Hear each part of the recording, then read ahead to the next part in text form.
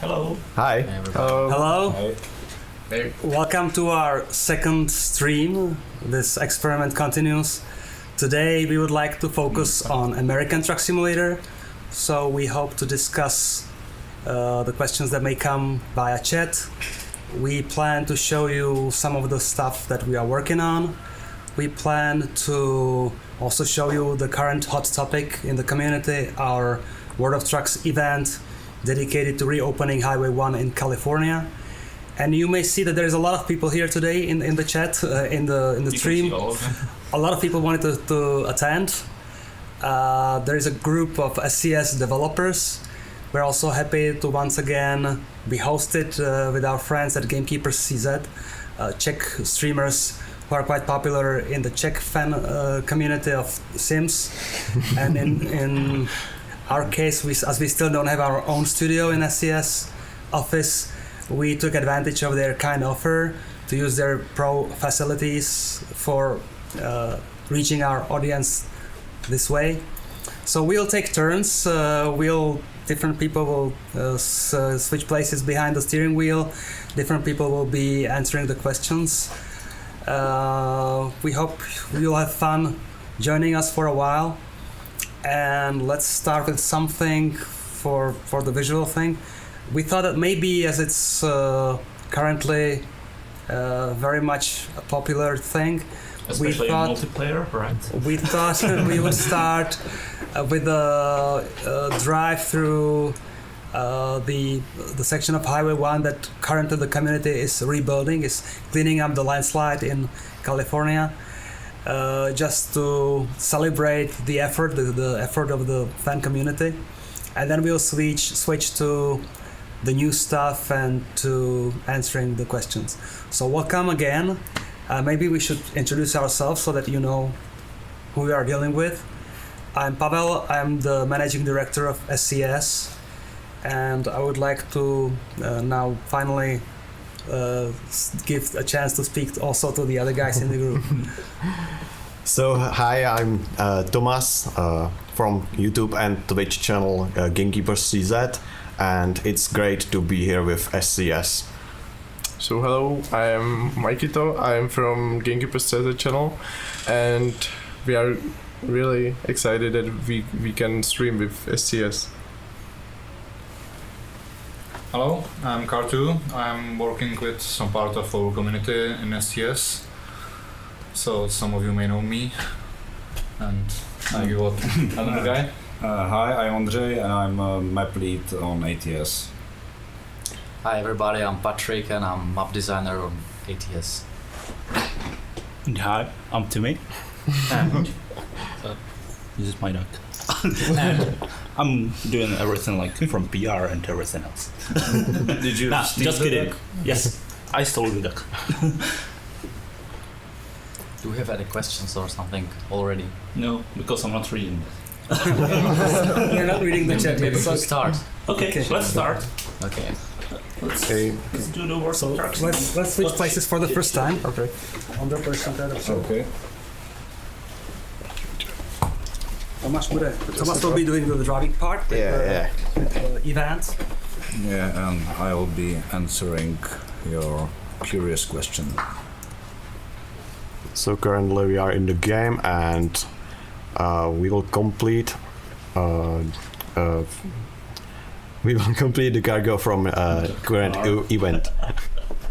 And Operation Big Sur. yes. So let's go.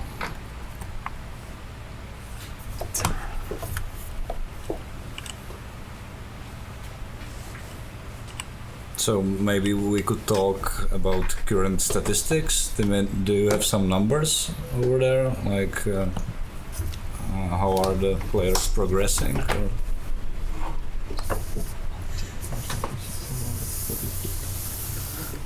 No? Looks like it doesn't. The last number I remember was like 770. Actually, we are way 70,000. past 100,000. Really? Yeah, 110,000. So 1/5 of the quota is completed. That's The amazing. event is going much faster than we anticipated. We thought the community would take a month and now we think it may take a week. So we underestimated the interest of the event. So good job, guys. Yeah, thank you for your efforts and for joining this event. Oh, and we will record the stream this time, so no need to worry about this. Okay, so since we have no question yet, or Tim is just going through them, I think Patrick can.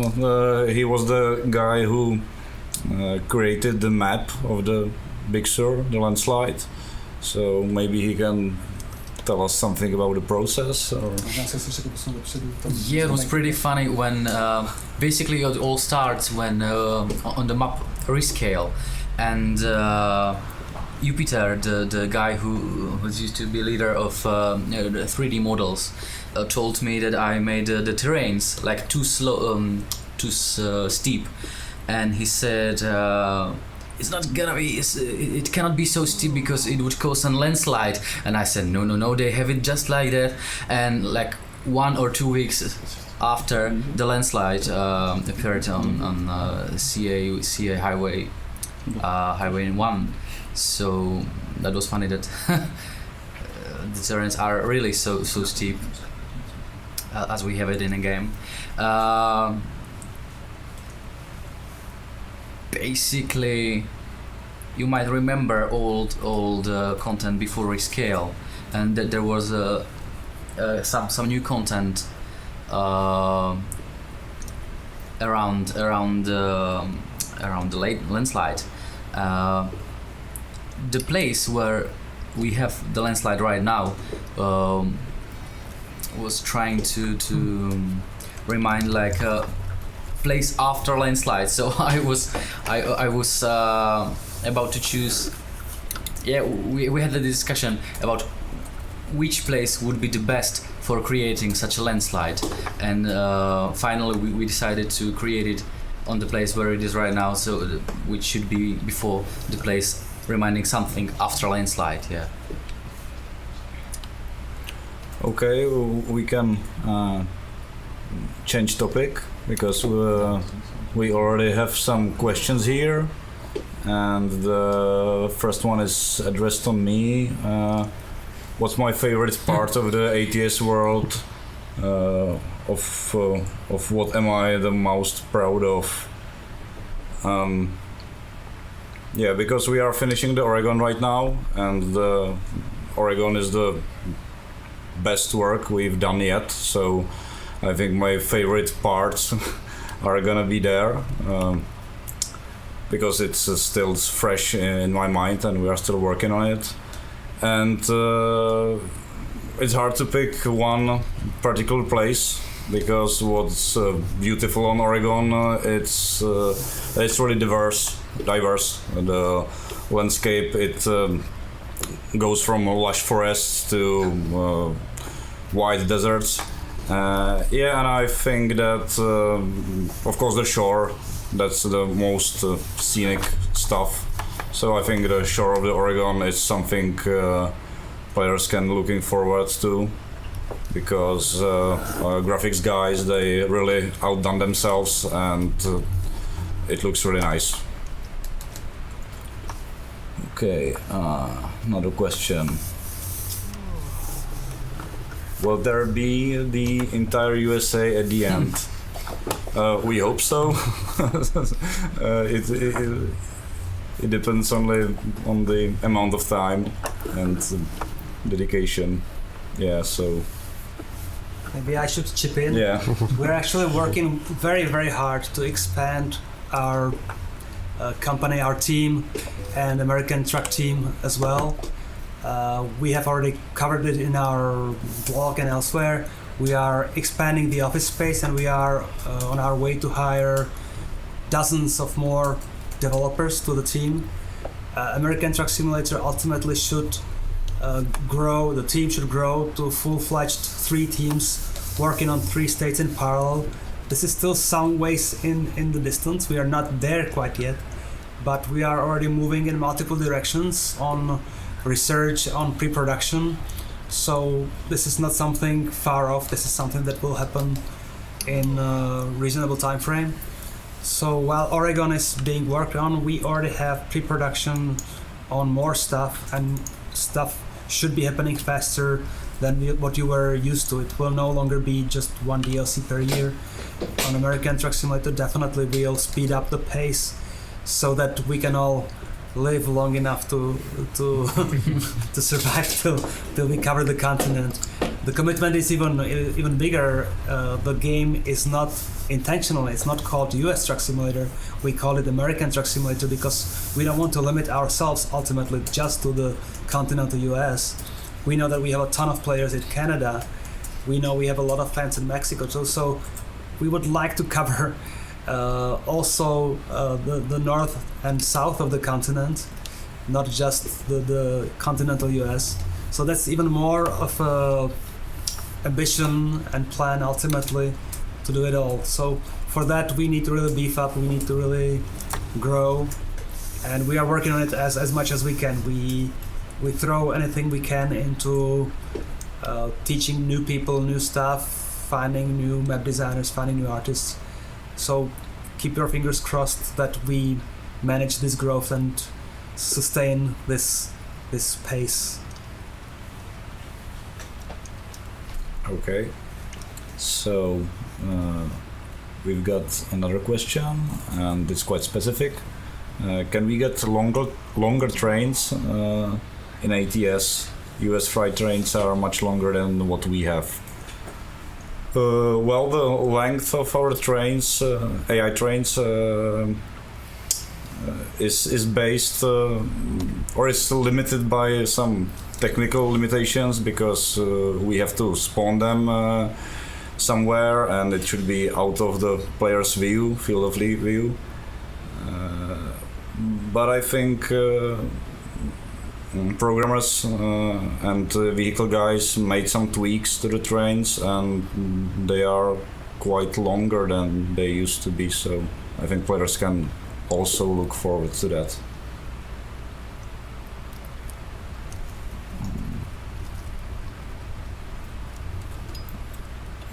Another question is, might California cities along Route 66 get revisited? Well, we are constantly revisiting the old map. We are fixing bugs and tweaking and correcting old mistakes, even adding new content. So there are no concrete plans like revisiting directly Route 66, but players can look forward to some tweaks and additions in the base map.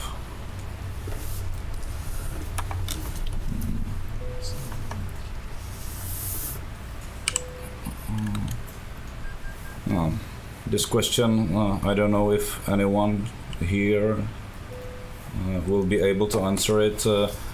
When you will add truck cables in traffic? I know. Yeah, you know. You know everything, so... I know. I have been in a meeting today where we're discussing this. Actually simplified, but very, very nicely looking connecting cables will be in the next update of the game. This has already been resolved. So both games will receive cables, visible cables for the AI trucks as well, not just the player's truck. So to complete the impression of nicely looking vehicles all around you, this is important too. Fortunately, the implementation, as I've heard, is not too demanding on frame rate. The truck cables in your own vehicle are physics based, and there's a lot of calculations, a lot of computations done to make them work properly. For the AI vehicles, they are simplified but still looking very well, so you can look forward to this feature indeed.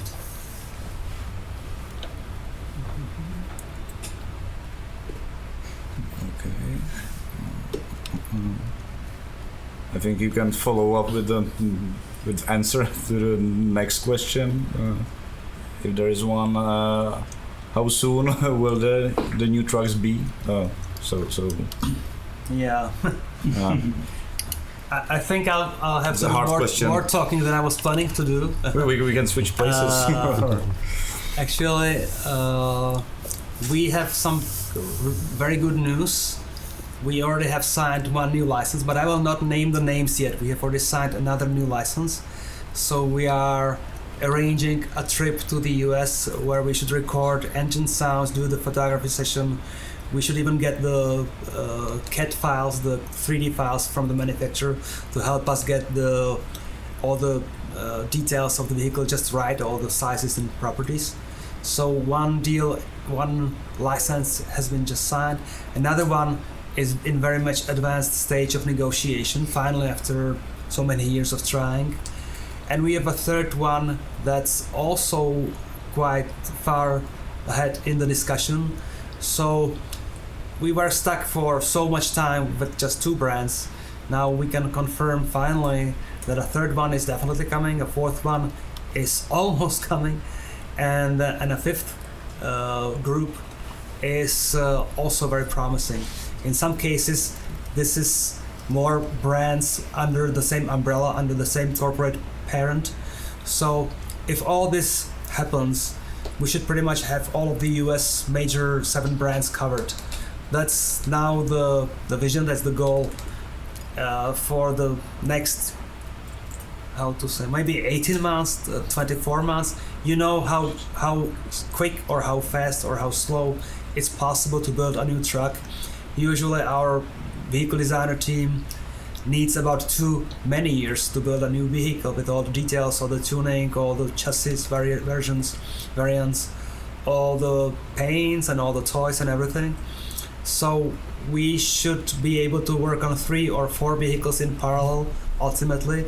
That would occupy all of the senior guys in the team.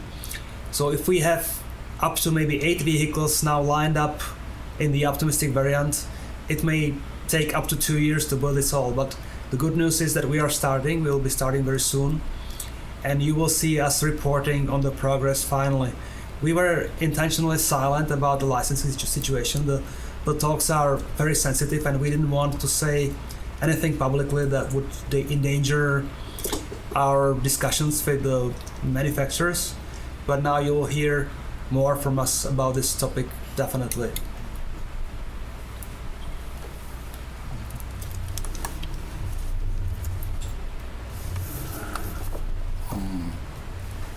I think that the next few questions are not map related. I think it would be better if you answer them, because I'm here only for the map stuff. Oh yeah. So there's a question about it, like here. The first one. can you add the big truck stops in California and Nevada? It's basically the same question as with the revisiting of the Route 66. We are constantly returning or revisiting the old map and fixing old mistakes and polishing things up. So yes, there are no concrete plans like for doing this, but we might get around it sometime. We are still slowly redesigning the junctions, because at the places we were used to use like old giant prefabs, we switched them into the new Lego junctions, or how to call them, custom junctions. Yeah, custom junctions. Yeah. The one that will definitely be released in the next update is gonna be on the Interstate 80 north of Sacramento. The crossing with Interstate 5 and 80, it's already redesigned and it waits to be released, so you can be looking forward for that. Bit by bit, when we are advancing our tools and tech, we are somehow trying to correct the less realistic stuff. So in some time maybe we will get to add the big truck stops to California. Yeah, you can see us redesigning the Germany in all Euro trucks. So I think we can say that one day We don't know when, but one day we will polish the California also.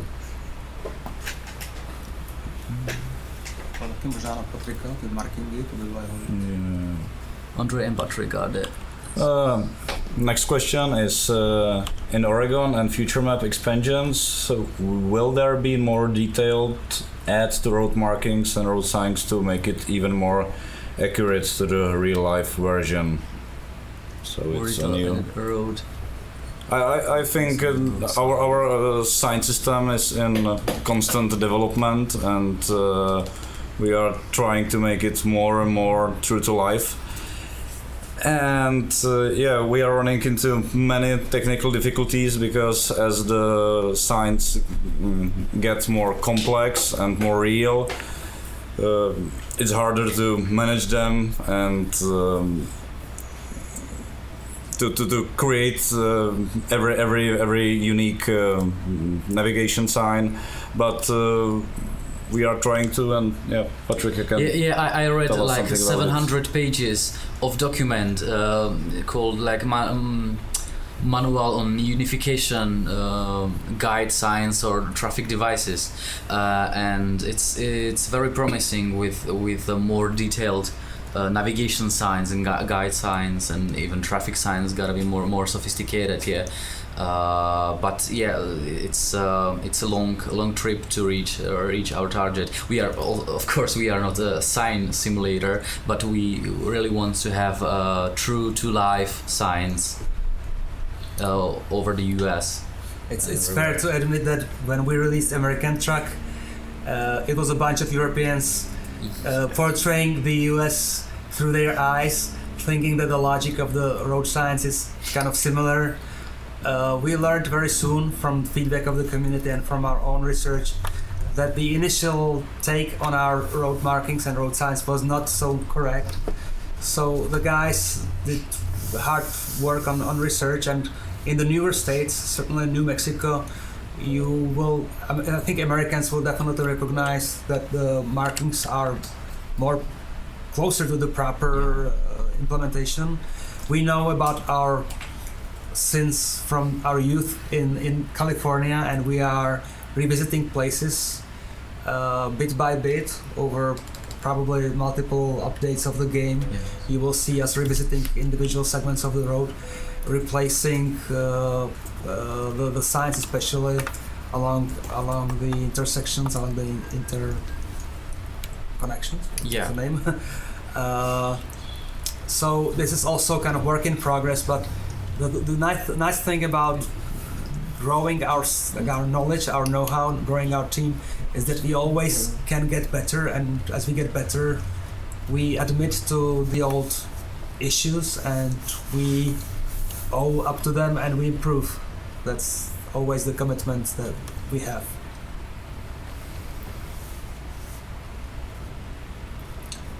Yeah, and here we have some shout out to DJ London from Truckers FM. So hi. Hello. Hi, Truckers Hi. FM. Hello. They are watching. Another question from map designers. Are there any specific states or regions that we are looking for? Well, America is large and really a country full of interesting places and possibilities. So I think, like with the movie, you cannot pick your one favorite place or think looking forward to. So we are always looking to the next thing. So right now the states surrounding our current map are the things we are looking forward to, and of course we'd like to get to the other side of the continent, and yeah, it's hard to answer this. Like there is nothing in the map that we are not looking forward to. And the next question is, when will we hear more about special transports in ATS?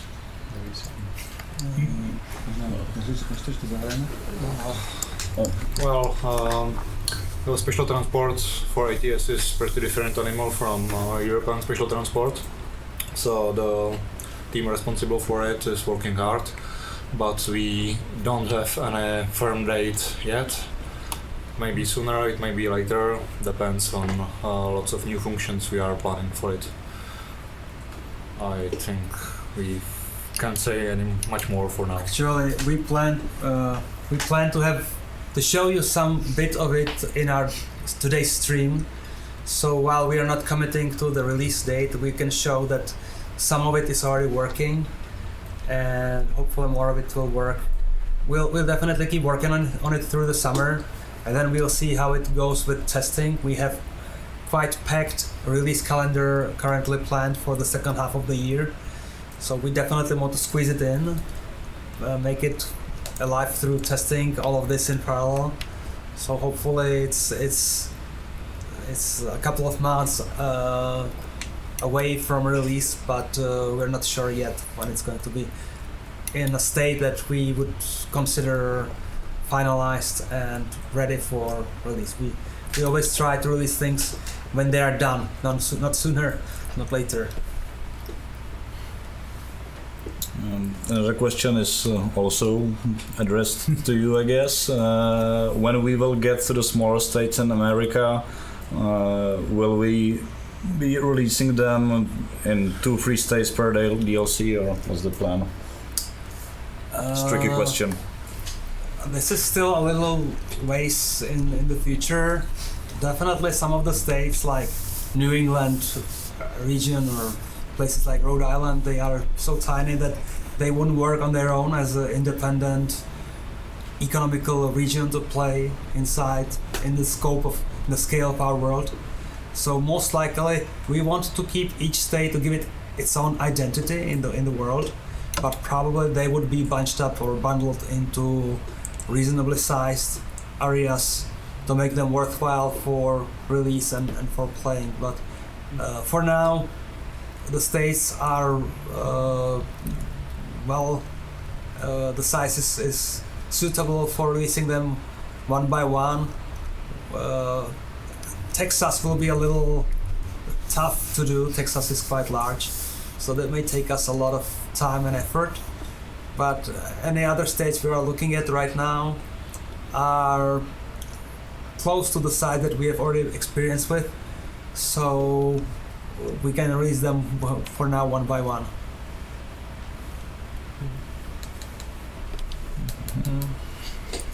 Next question is, will left on red be kept in mind for the states that have it, such as Idaho?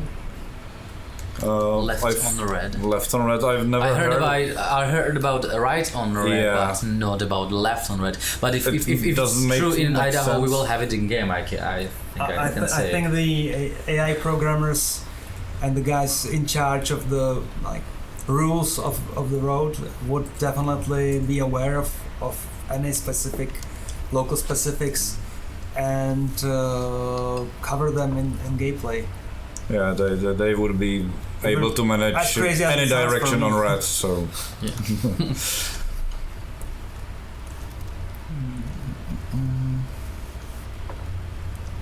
But it's still based on research. I think we are still reading the forums and discussions about our games, and sometimes we learn from that. So if you write some topic about specific specifications on the different states, we will catch it and we will most probably have it in a game if we would know it.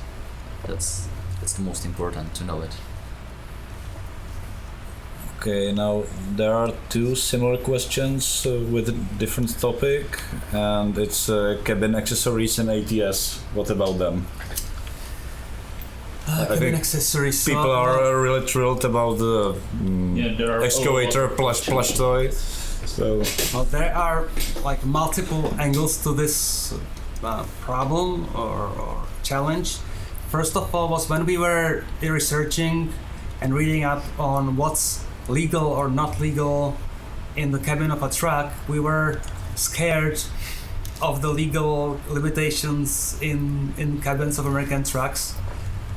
that supposedly the police or any illegal bodies enforcing that the drivers are legal in the cabin are quite harsh on junk in the cabin. In fact, even the dashboards are designed so that there's no place basically to put standing toys easily into the cabin of a truck. Unlike European vehicles where there is usually some flat surface to put a can on or a cup or a toy, there's not so much of that close to the windshield. So we were struggling with, do we have enough space, or do we have enough legal justification to put toys that would be put on the dashboard? So what we dared to do were a few hanging things, as you've seen through the various rewards from events. But we were not sure yet if we should really put a lot of material into the cabin. That day when we dare might come though. The other aspect to it is that as the game, we have to admit, as the game is not feature complete when it comes to the number of brands, number of manufacturers involved, I felt kind of shy for pushing a lot of auxiliary stuff, a lot of add-ons on top of the base content when there is still not enough of the core content. I would feel like we may be accused of trying to milk the customer base with not so important non-core stuff, while we are still taking time with the core stuff. So once there's more trucks, once there's more content, we'll dare more to come with cosmetics and to add these kind of secondary objective things. If there is a huge demand for it, if we hear a lot of requests coming our way, we may reconsider, but we were really postponing on this cosmetic stuff until we have more of the core content to feel like be more justified for putting it in, rather than being in a hurry to ask you for paying, even if it's not so much that we ask for, to ask you for paying money for extras when you're still waiting for what we are committed to give you as the core content. Okay, next question. This one is interesting. Will Oregon's or further out New Jersey's lack of self-serve gas stations be referenced? Well, we obviously know about this, and we had few discussions about how to tackle this issue, but in the end,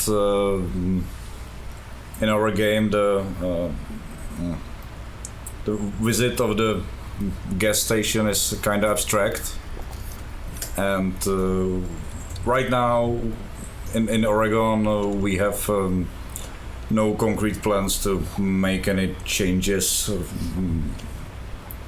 It will function the same as in the base map. So, but in the future, maybe.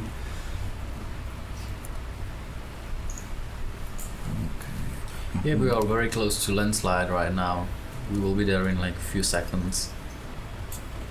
So you can tell us some funny story about development. Like how many bugs did you have to fix till it was done? Yeah, or? Basically, as we are still in a rush to give the players as much content as we can. It's my sin from the past. Yeah, I had to polish the whole road from Santa Cruz to down to the Oxnard. There were lots of bugs, like around 100 bugs, I remember. So in the next update, when the landslide will be removed and the road will be reconnected, if the players manage to clear it out. Yeah, of course. The visual quality will be slightly higher.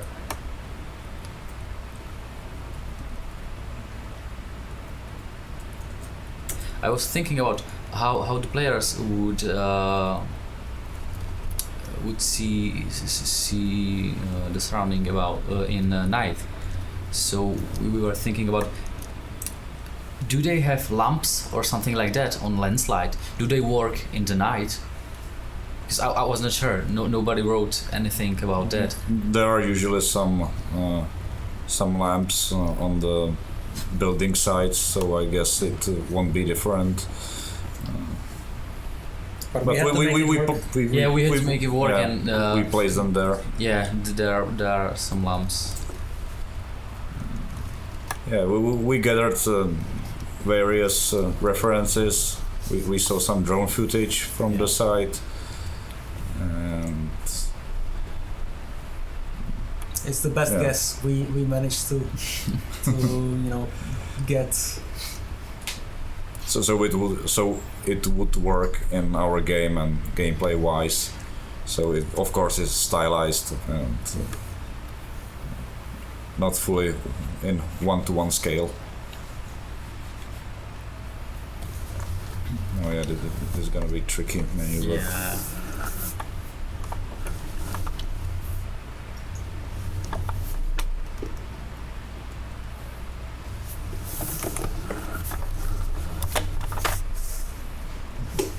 Everybody's holding their breath. Are you feeling stressed that you have to? We talk about this famous Czech streamer showing the game, and now you would prove not to be able to maneuver in a tight place. Hardest difficulty. It's dedication. Okay.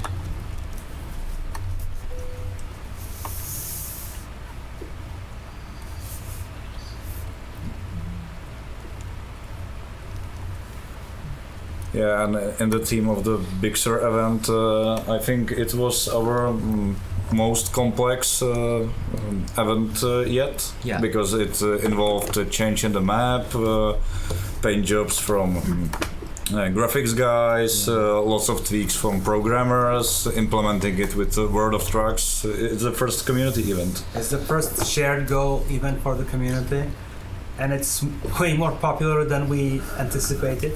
Thanks for all your hard work and all the fantastic engagement.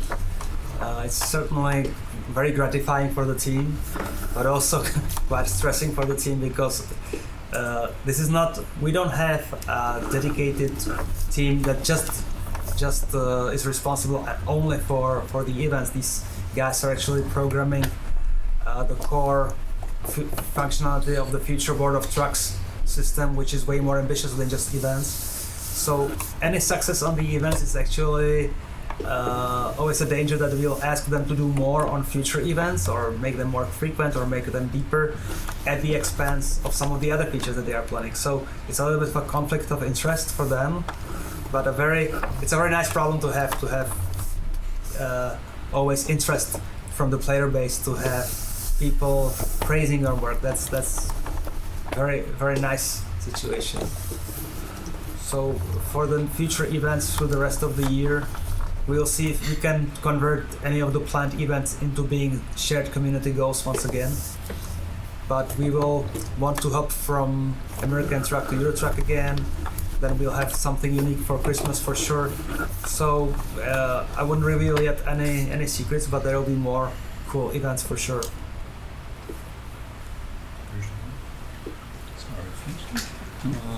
I would just add that this being the first community event, there is also a giveaway on Truckers FM, which help us promote this. So if you tweet your screenshots from this event, delivering or driving away, and with hashtag Big Sur, while tagging us, SCS, and Truckers FM, you might win one of those DLCs. I don't know what else we gave Truckers FM. Actually, the incredible thing is that they managed to finance not all of, but most of it out of their pocket. They are giving away just Steam wallet money, basically. So we gave them a few keys, but a lot of the stuff is their heart poured into, and their wallet kind of proving their word by them donating fantastic prices on their own. So these are very generous guys. They are fantastic. We love them. We sometimes give them a t-shirt or two, but ultimately this is a great team that I would, listening to their station, I would say are very professional already, and they want to prove it. They want to make a dent in the community. So hi once again to the DJs and on the staff of Truckers FM, because they're fantastic. They're great. Yeah. They're great. Oh, and there was an interesting question. Can we expect Oregon sooner than we saw the New Mexico DLC?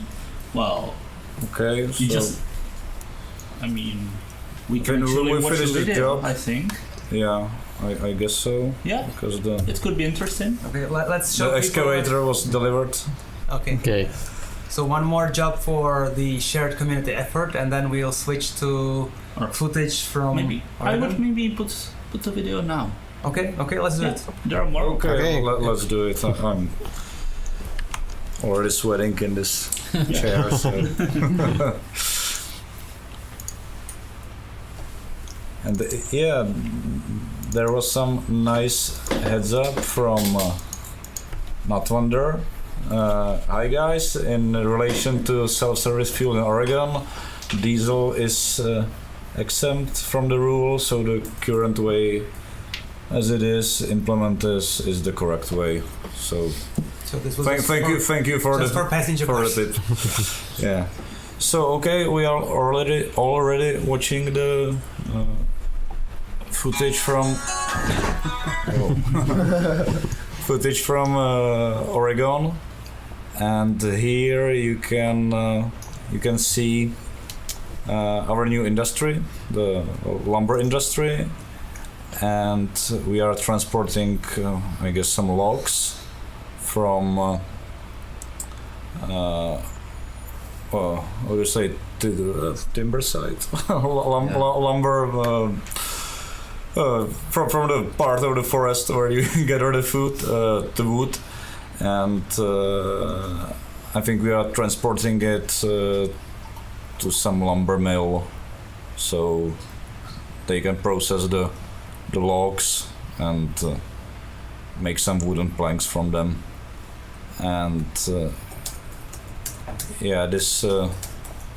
this road is pretty nice, so we can enjoy it and see the new nice nature of Oregon around. I think this will be the visual answer to the question we are seeing here. How different is Oregon compared to current maps? In some parts quite different, because we're getting further north and the nature is changing a lot, so there's way more variety finally in the game compared to the more desert like places in the south. And of course Oregon, to me, seeing the various bottlenecks and the risks in production, for me the big question is if you guys manage to portray Portland just right, because it's a major city that is connected, it's quite on the boundary of on the river next to Washington State, so all the vistas, all the visuals will be complicated there. Mm-hmm. So ultimately this is going to be an interesting topic, maybe not to show today, but to Some future counter- stream. some future stream. Yes. In this video we will focus on the nature and new rough roads, because players were asking that, or they were saying that the smooth highways are quite boring, so we listened and added quite a few forest roads, because forest industry and lumber industry is a big thing in Oregon, so you can look forward to that.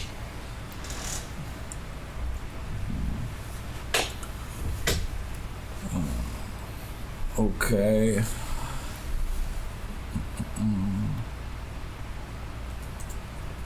I think I'll answer another question while we are driving through the woods. when do you think you guys can implement parallel map teams? It's already happening.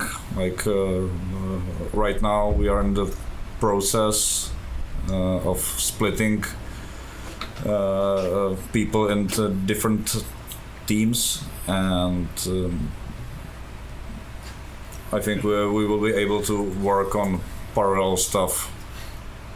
So Yeah, well, as far as I know, while we are finishing Oregon, has been some work done already on laying new road networks for 2 more DLC.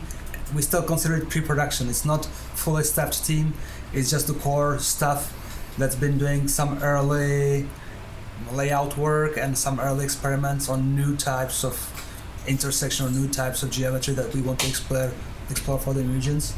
So while Oregon is going to be polished in the next few months, certainly a small group will already go into another direction. So we already have some overlap between finishing an upcoming DLC and ramping up for production of another one. And by the time Oregon is finally released, we should have 2 full-fledged teams pretty much work in 2 directions, or 2 connections from the existing regions. So we are already well on the way to have parallel teams. And follow-up question for the Oregon: is it a paid DLC? Yes. Fortunately, fortunately for us, it is. It's a lot of work to create a new state. Currently, correct me if I'm wrong, but currently 14 map designers, 15 map designers. Yeah, and when we are sprinting to the finish, the team was the number of people in team was quite ramped up. So we will be able to deliver it as fast as possible, but right now it's about 14 people. Yeah. So just the map design, the people clicking the roads, the cities, placing the prefabs, placing the buildings, the landmarks. This is like 14, 15 people working for the past 3 quarters of a year. And on top of it, we have people dedicated to building the intersections, building the buildings. So up to over 30 people, I guess, are involved just in creation of the content. Then you have to think testers, you have to think programmers, AI guys who work on this. So ultimately, this is quite a lot of people we have to keep in the team and support them and their families on working on the content. So yes, I would say fortunately for us, unfortunately for some of you who hoped to get it easily, this is going to be a paid DLC. We have some little stuff here and there that we definitely will give you for free. We have this commitment of releasing new trucks into the game world for free, but when it comes to sizable pieces of content like state, new regions, new states, these are going to be paid DLC. We may be creative about some bundles and some smart ways to get them cheaper through various means, but ultimately this is paid content.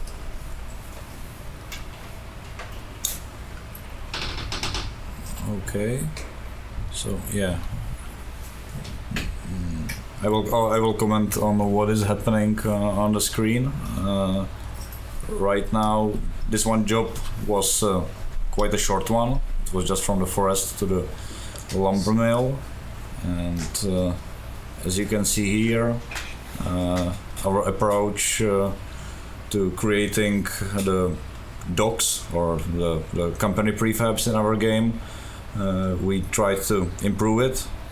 So the surroundings and the environment of the docks right now is much more detailed, and the lots of the companies and the area when the player will make the deliveries is now much more real and true to life. Yeah. Here you can see that the grounds of the company, it's a lot better than it used to be. And I will try to answer another question. How many people did you have working on ETS2 and ETS 6 months ago. What about now? And how many do you plan to have 6 months from now on? I can speak only for the ATS team, and in last 6 months the team was doubled. Oregon started with like 7 people, and right now the 14 are finishing it. Yeah, well, it's fair to say that some of the newbies will need some training and a few months of just experimenting before they become productive. So it's not automatically doubling our proficiency or efficiency. At the same time, it even takes time from the seniors to educate the newbies, but it's an investment into the long run to grow the team size, to grow the experience. This way there will be more growth. Basically the company is now about 120 people, 125 even as of now, plus some external contractors working from us, even from abroad. Maybe up to 150 people currently contribute across both of our major projects, and the split is about half and half, 50-50 basically between the two games. It's not so easy to claim that some of the particular positions are dedicated to just one game. We have programmers supporting both projects pretty much equally. We have the testing group, which is also equally supporting both American Truck and Euro Truck. Just the core production team, the core group of people making the content is over 30 for both projects, and the rest is basically creating new gameplay, programming it, testing it, doing any PR activities, new tools for us content creators.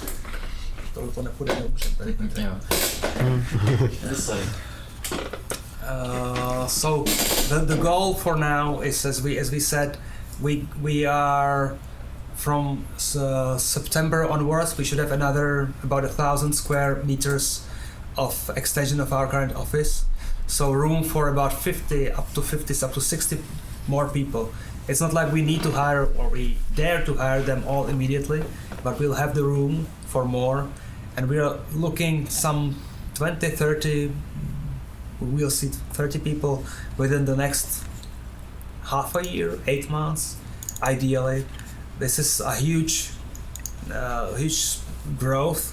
Again, this will mean a lot of people from the senior team will have to dedicate their time to training the new people, even at the expense, unfortunately, of producing new stuff for the time. But we think it's worth it to invest into more capacity as soon as possible, so that we can benefit from this larger team, or both larger teams, in the foreseeable future. Yeah, and right now we are seeing another footage from Oregon, and I think it can pretty illustrate the thing that the environment in Oregon is really diverse. It's not just deep forest and muddy roads, but it's also about some open landscape. And double trailers are allowed in Oregon, so players can also be happy about it. Sometimes it's tricky to drive them through the narrow, windy roads.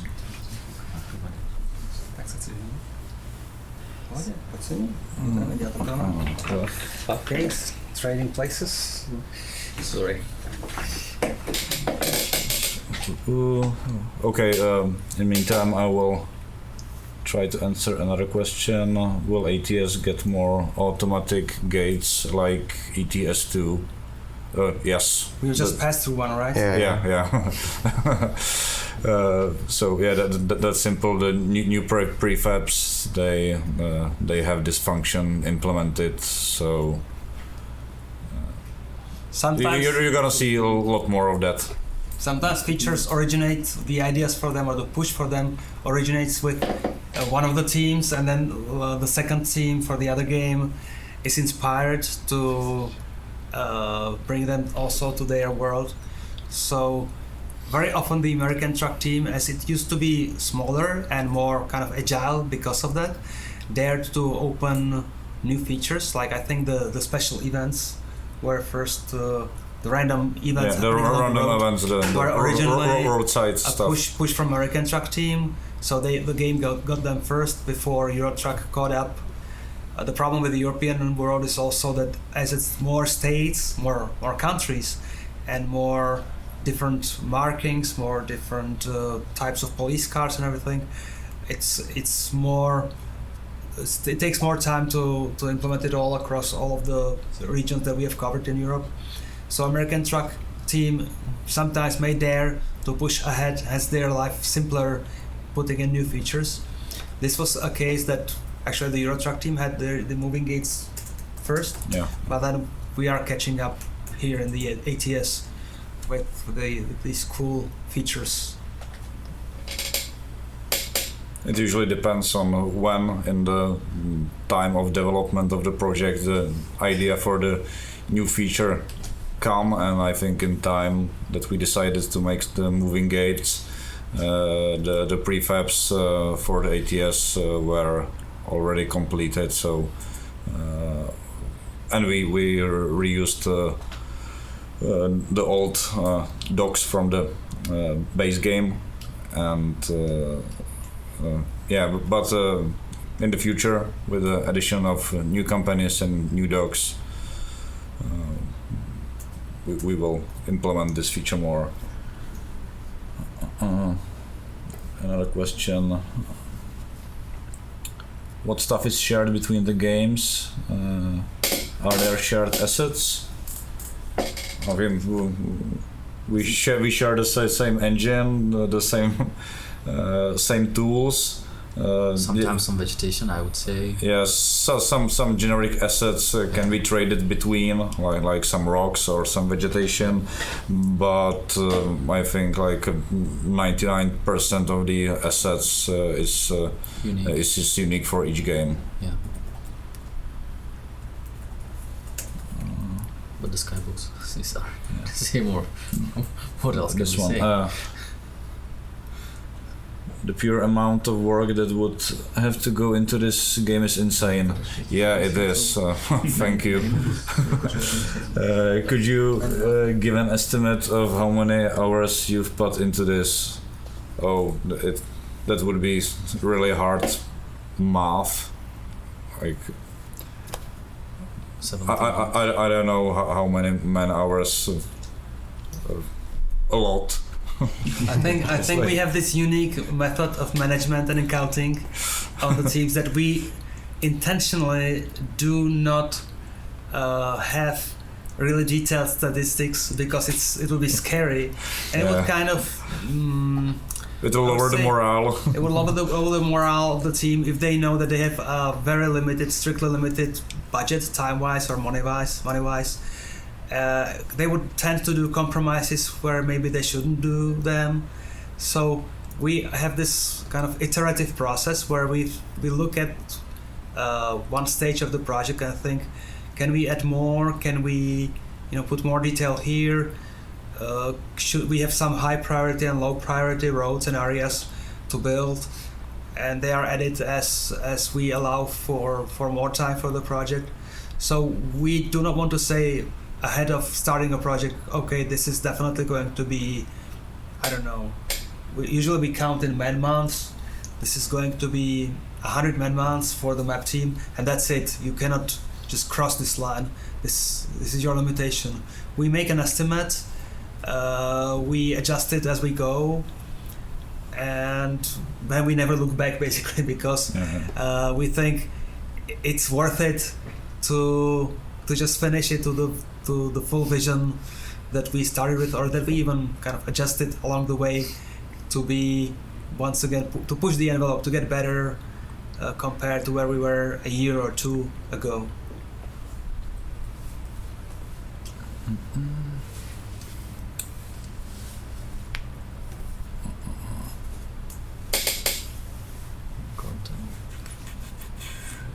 It's the same question about the will we have more content for all the states. I think we already answered that. Yeah, there's gonna be some content. I won't spoil anything. I think you're gonna be surprised. I think in 1.32 you already have something in the other states. We added the in the last update we added the Yosemite Park and US 84 connecting some cities in New Mexico, and in next update you can look forward to 2 new roads, and they're gonna be quite long, so it's gonna be great.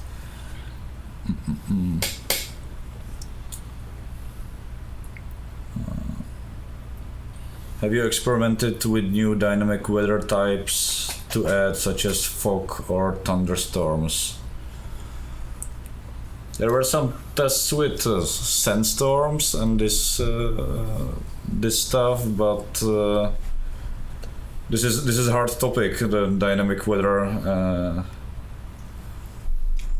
I would say that I would reveal that just recently we have established a dedicated position in the company for skybox / weather kind of research experiments focus. It's not like it's going to be immediately bringing necessarily some major changes, but this is something that was a little overlooked as we were pushing for more trees, more rocks, more buildings. We have to also dedicate programming and design focus on the effects. So we are looking into it. Fog, thick fog especially, is high on my own personal wish list, because I think it would bring more interesting, change to the established formula. So definitely, guys, will look into this one. We'll see what more we can do. We would definitely want to improve the visuals some more, and weather patterns are a big part of that. Yeah, I think thick fog would be really nice here on this scenic view. You wouldn't be able to see it. So right now this was one of my favorite views, and players can expect a lot more views like this in the Oregon. Using the new tools. The new brush, we used to call them stamps tool, and with new terrain tools we were able to create much more detailed and nicer terrains and landscape. I think it's apparent from the footage.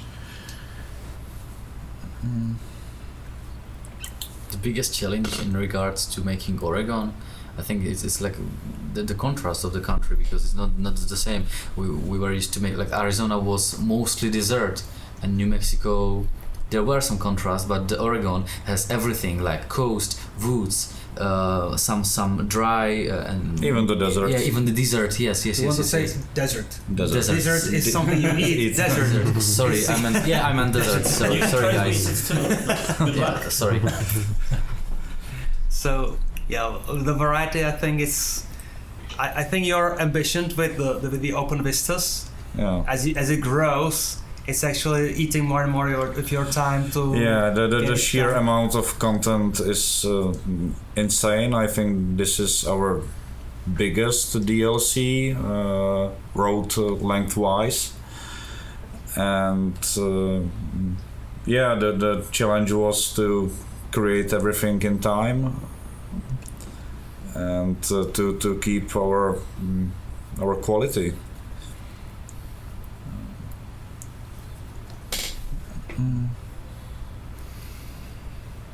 Is Washington the next DLC? Ooh. It's definitely on the list of where we want to be next.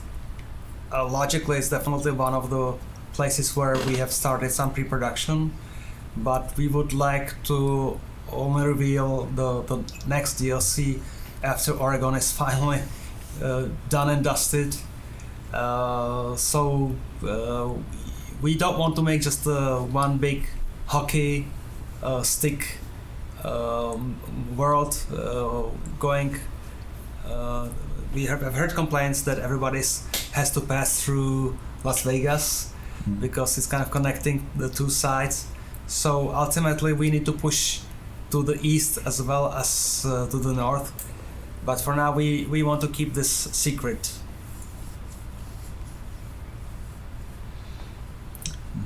It's related what happens when a player doesn't own a state connected to the one they do own. Yeah. How would I tried to dodge this question, but if Yeah, you it's for you. so if you can take it. we still have a little bit of time to make the final implementation, make the final decision.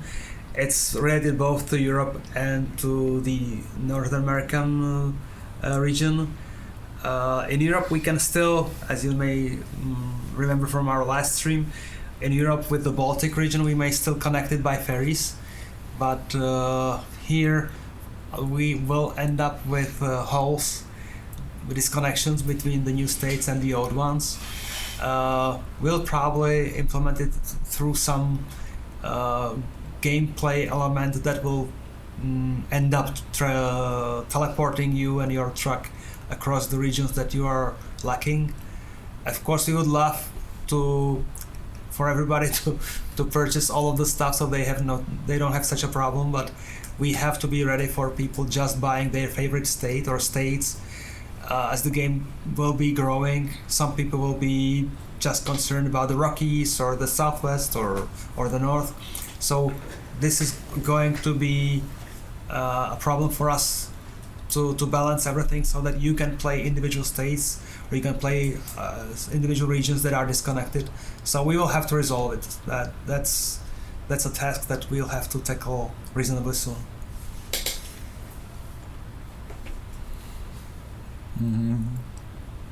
Here we can see, or maybe players can notice it, that with our improved tools we are able to create even more organic or true to life shapes of the custom rest stops and truck stops.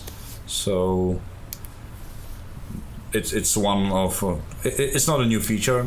Custom truck stops and rest stops were already present in the New Mexico, but in Oregon we are pushing it even further, and it would look nicer and more realistic.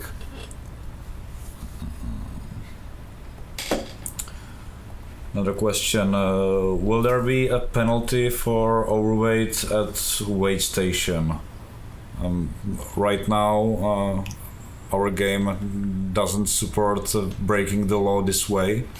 Well, right now the cargo that you will get will be within the regulations for the planned route, but as you may know again from our previous stream, trailer ownership is coming and the economy is being shifted towards cargo-based, cargo-oriented economy as opposed to just having a trailer as a basic unit of the economy system. So the day is coming when you will drive to a depot for a load, and it will be up to you to decide if it's okay or not to drive it through a particular region.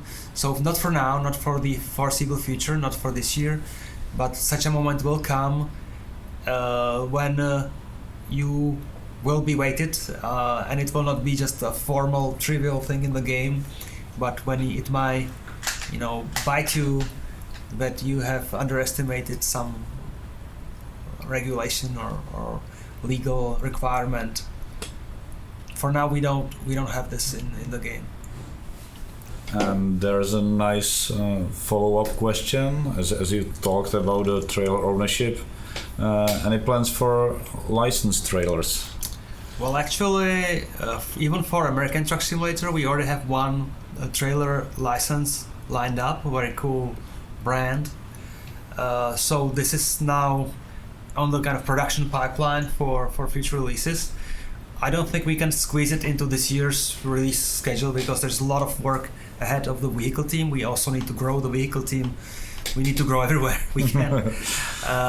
But we have one license for trailers lined up that will complement the kind of no-name trailers that we have in the game for now. And we hope to get more because we really love when manufacturers from the logistics and transportation industry want to be involved, and this was just such a case when we were actually approached about a chance to be in the game. So we want to have more such successful cooperations and give our players what they love about the game, that it's more and more realistic, including the brands that make up the world and make up the experience. Can you make US state paint job DLCs? Yes, we can, but as Pavel already said, we don't want to ask for money for paint job at the time when we don't have filled the basic content. We are holding ourselves back when it comes to paint jobs because cosmetics, we think the time for cosmetics will come. Yeah. Also, if we were pushing for now for paint job DLC, the state-oriented paint job DLC, we would only be making a part of the players happy if we were just following the states where we have already produced the map content. Of course, people on the East Coast would be a little bit upset about getting even less attention. If we did implement some paint jobs from the Midwest or Eastern Coast states, then people would be kind of surprised that we give them the paint job before we give them the states. So there is no good solution to this, just to kind of keep ourselves kind of in control or in check from not pushing too hard on the cosmetics. We think about some like thematic DLC like we do for Europe really slowly over the next year or so, not to push too hard again on releasing just cosmetics, but state paint jobs will probably come in a few years, not now. We see a lot of activity happening on the workshop anyway. People create fantastic paints. For the modding community is incredible for both games. So for now, we hope that you can survive and live without state paint jobs, as we want to really focus on the core content stuff. Yeah, and I think here we are getting closer to the end of the delivery, and there are a few things. If you can new things, if you can spot them, I think they will be visible here. If the driver will turn his head, but I think he will in the next few moments. Huh. But I guess he took the wrong turn, and now he'll have to get back.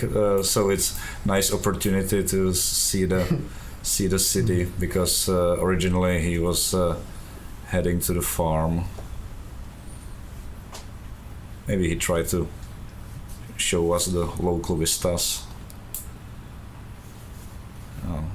Okay, in the meantime, another question: will you guys add more road debris for random events? Yeah, I think the random event project is it's constant work in progress. The asset and graphic team is constantly adding new stuff. So yeah, there will be some new events in Oregon.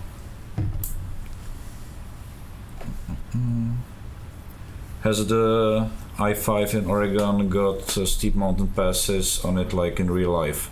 Yes, it does. Yes, it has. yeah, they are quite nice and quite challenging. So yeah.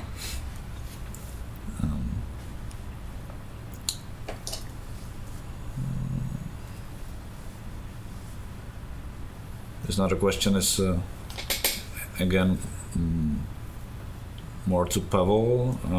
SCS Software, you are talking about regulation. Have you thought about adding in-game documentation about the rules of each state so we know what is allowed? Took me long to realize why the limit in California was 55.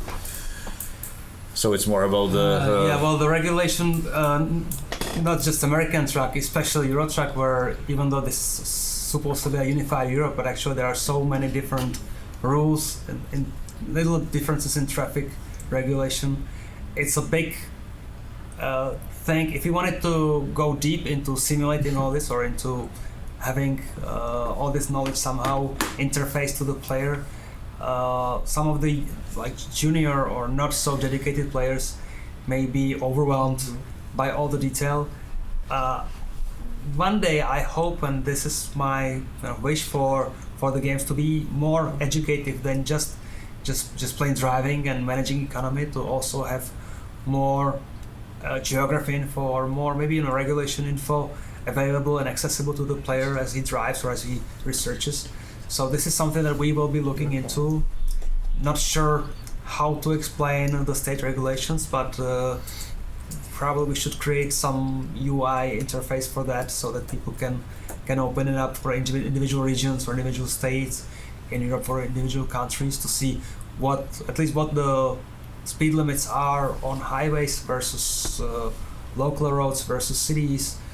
Also in the US we have different states with different regulations on doubles or turnpike doubles or triple trailers, all that. Right now the game is aware of it internally, and it will generate the proper configuration of a trailer for you for a given pair of source and destination for the cargo. But as the game becomes more and more involved, bigger and bigger, maybe we will not be even willing to hold you by the hand all the time. Maybe we should put some hardcore mode out for giving people the challenge, also to planning the route or for choosing the tools for the transport. It's not the case for immediate future, but this is something we'll definitely be looking into in the long run. Yeah. I will jump in just to this quick shout. As I talked before about the new thing, I was talking about the water, and here we have reaction, nice water, thank you. So yeah, that's the new stuff. Right now we are able to create directional streams. We have animated foam decals and this kind of stuff. So yeah, the river streams will look much nicer. So yeah, good eye there. Will there be ice roads in the future? Right now, our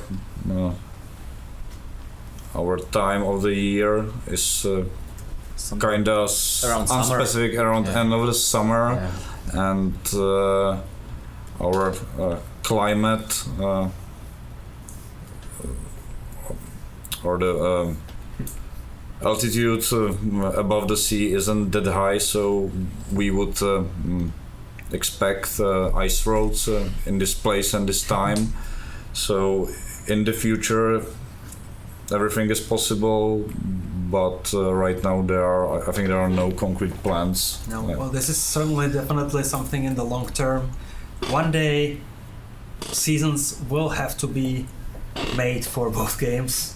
This is still way off, but this is the long-term ultimate truck simulator with all the imaginable features. There may be a shortcut for alternate environments or seasons or weather patterns, and this shortcut may be the World of Trucks system and the event system. We may be able to put up events that are out of the normal content, that are either changing the content temporarily, like we do with the landslide removal, that we touched up the map and did some change to it.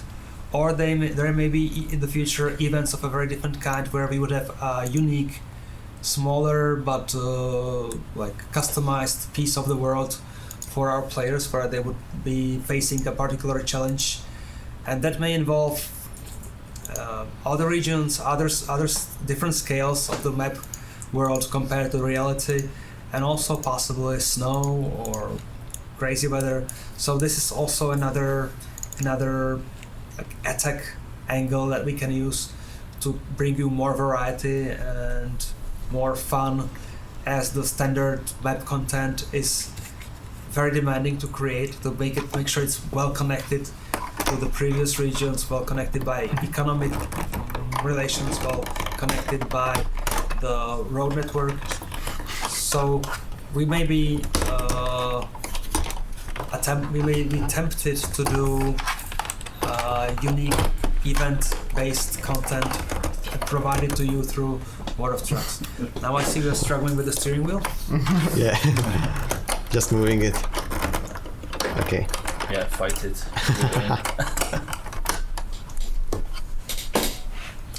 Okay, so I think we will show another content from Oregon maybe later, and right now Another challenge. Another challenge, and I think someone can change me here in the hot seat, because you are speaking a lot more. Not yet, but Okay. right now it's the best time for the transition. Tak, jo.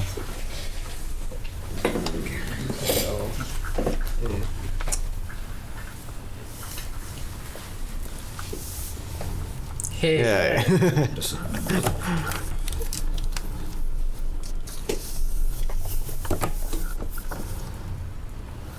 So, next question. Our thoughts on weekly events challenges. It may keep the player base busy and active. Wow. The current event took a lot of work to orchestrate, to make the content, to babysit the servers, to change. It's a lot of it is in the kind of the back-end database that we have to set up for the event to work. So we would like to speed up the frequency, to raise the frequency of the events. But for that we need to build better tools to have dedicated event team, dedicated live team for organizing the events and being able to support them. So this is still kind of midterm hope for us to achieve. It will be fabulous because people obviously find events like this very entertaining. We have so much praise coming from the community that we are really overwhelmed, and it's a big commitment that we feel that we should push harder. But weekly or even bi-weekly still ways off. We will be really struggling to get them every few months. We would like to give you an event for now.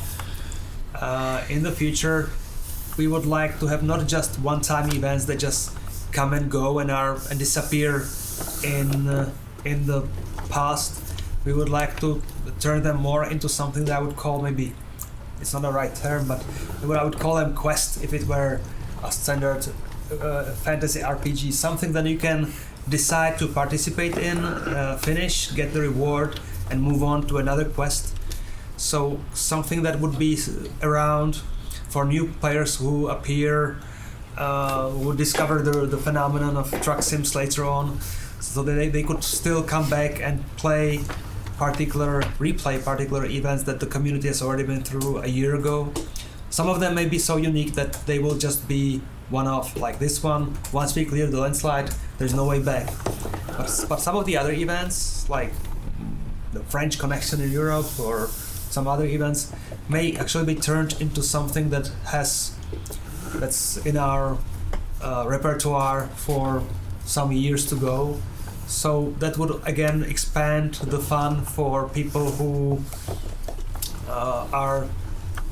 for whom the base gameplay is not enough, who want to have some variety. But coming back to the question, a weekly event is still something out of our dreams, I guess. This is something that maybe the frequency will grow to once a month, maybe in a year from now, or maybe 18 months from now. And as we get more experience handling this, managing it, setting it up,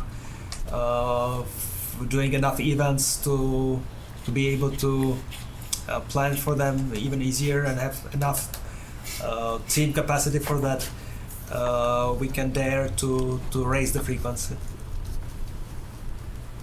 How about dirt and visual damage on in-game vehicles?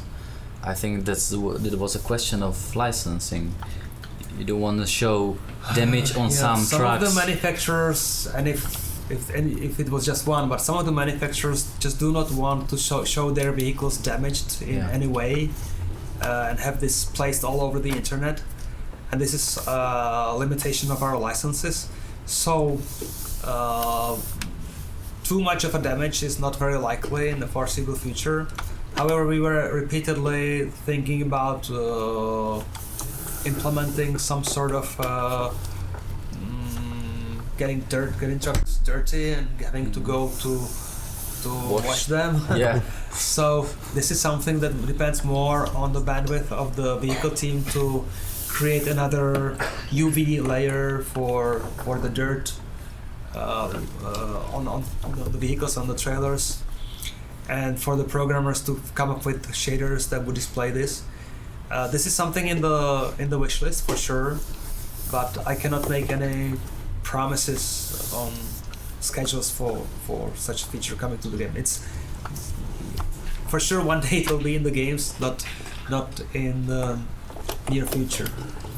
Can we add option from fog lights? I think when we will have fog, it's possible. That's Isn't more it? like a question for Pavel, I think. I'm answering too many questions. Yeah, I know. Sorry. I don't have any good answer for that.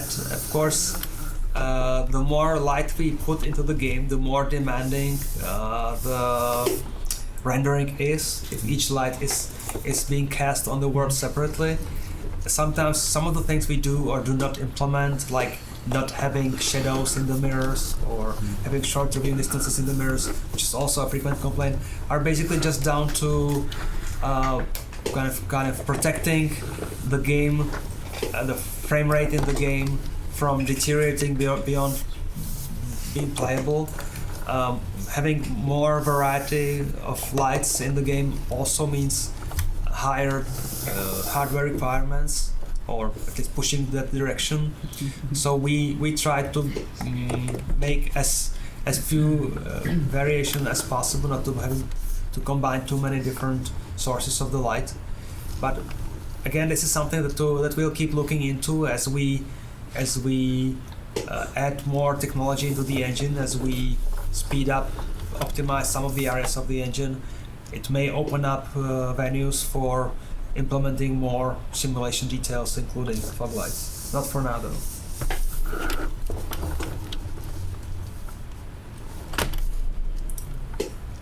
Steampunk DLC? What's Steampunk DLC? Did we release it as a part of some sort of It was like reward? before the release, for joining the group. I don't think we will ever release it. Sometimes. Sometimes we do. Like we have this. This was before the release, so it should maybe stay really as an exclusive. Can we keep things? That's really a bit hot debate. Can we keep things exclusive forever? Like, if you are, like, when the game was released, Like 200,000 people have the paint job already. So okay. So It's quite a let's lot. leave this question. I'll leave this answer open without an answer.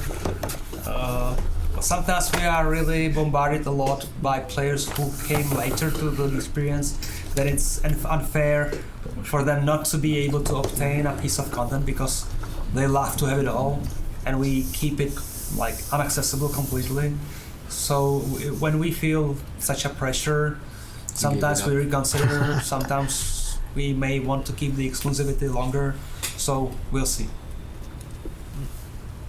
we were struggling with the maneuver. I saw Yes. that. Because I put the machine right on the corner where you wanted to Yeah. go. I'll turn around somewhere else and hopefully I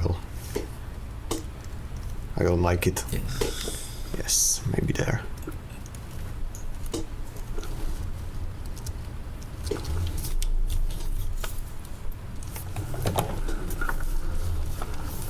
Okay, and unfortunately I have to leave, so bye guys, it was nice answering a few questions for you, and Patrick, I think he will be able to show you some other footage from the Oregon and so say something about it.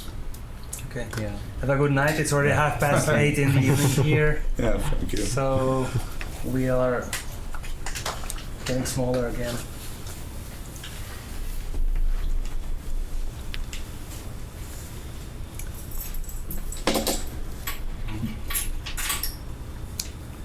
Will ATS get truck tuning pack?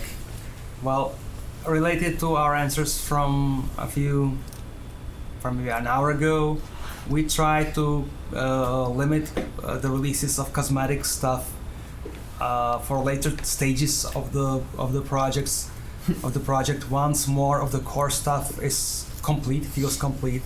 So most likely there will be tuning packs for ATS as well, but not in the next release cycle, not this year for sure. We have 1900 viewers. That's a good number. Almost I guess. 2,000 now. Yeah, almost 2000. Yeah. That's nice. Thank you guys for seeing us, for watching us. Well, Tim is keeping all the questions to himself, it seems. Yeah.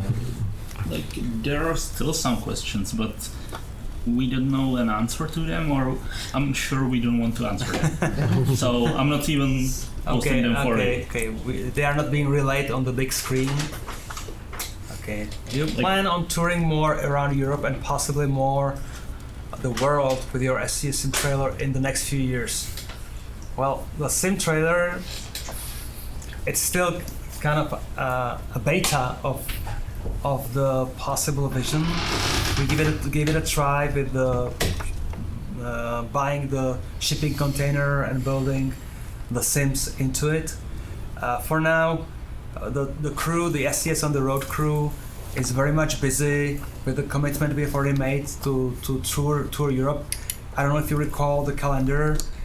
This weekend, our crew, they're already on the way. Starting Friday, they will be at the famous Nürburgring race circuit in Germany. Then we have some more destinations in the calendar.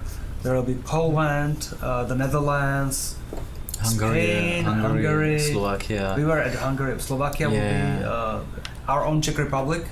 Maybe some Spain. Spain is the wrap-up of the season.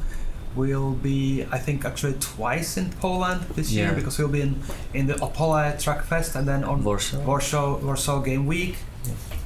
There's also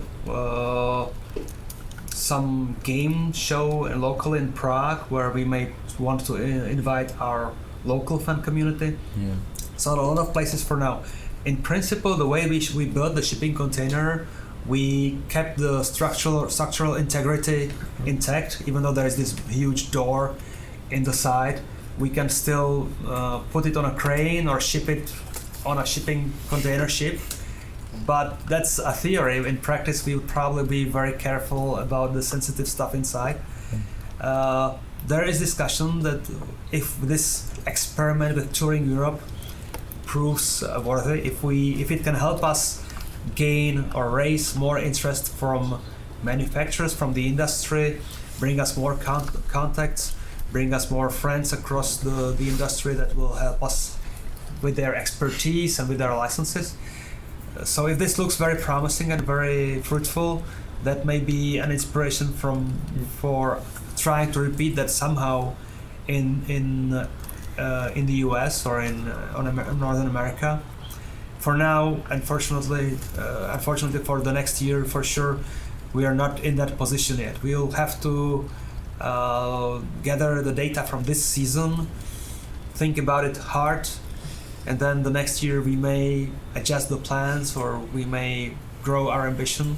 For now we are very busy just touring Central Europe or maybe daring as far as Spain, but really you have to realize that the sim trailer is attached to a sim truck and the real truck and the real truck has some very tough speed limits imposed on it on most European highways. So when we go to a place like Italy or Spain, we may spend 4 days on the road getting there and back. So we are not able to do back-to-back weekends for various events. We have to always reserve some time for the trailer to travel.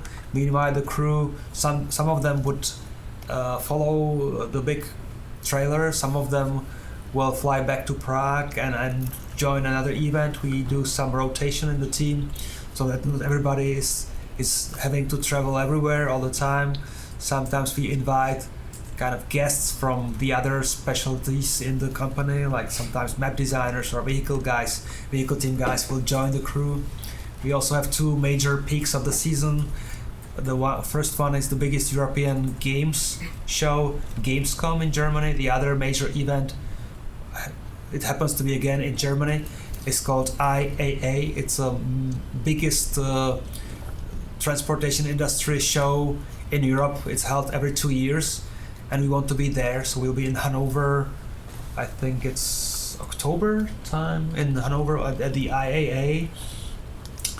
So this is a very, very big show and it lasts, I think, over a week.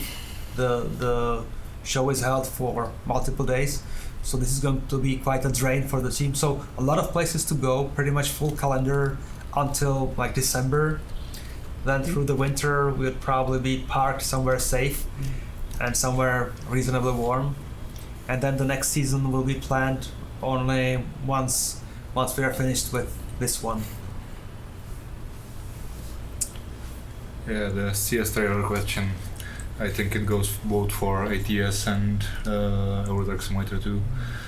In ATS trailer? SCS trailer. Or sim trailer if we are putting it in the game or not. There is some thinking if we should. I've seen it in a mod, but if we should implement it ourselves for some event or some gameplay feature, we are looking into it. We are not making any promises. We are looking into it. I'm reading something that's not a comment, or that's not a question, but it's a very nice comment. Thank you for everything you do for us. Great work and wonderful games. Greetings from Germany and the best wishes. Thanks a lot, Dankeschön. Dankeschön. We try really hard. You see, we try hard to grab great people for the team making these games. We try hard to show you the stuff as much as we can through the blog and social media, and now even streams, YouTube videos. We try to make ourselves accessible and available to you by going to places.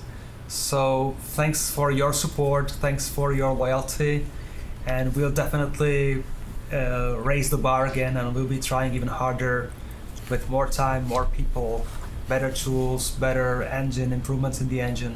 All that is still being put, a lot of love is poured into the games, so expect more from us. Timmy, can you please scroll down the questions, because there was an interesting one I wanted to answer. Oh, which? About the layouts of the cities. Yeah, wait. Oh, I could just remove this. Yeah. Yeah, scroll it down. Yeah. Very good. Yeah.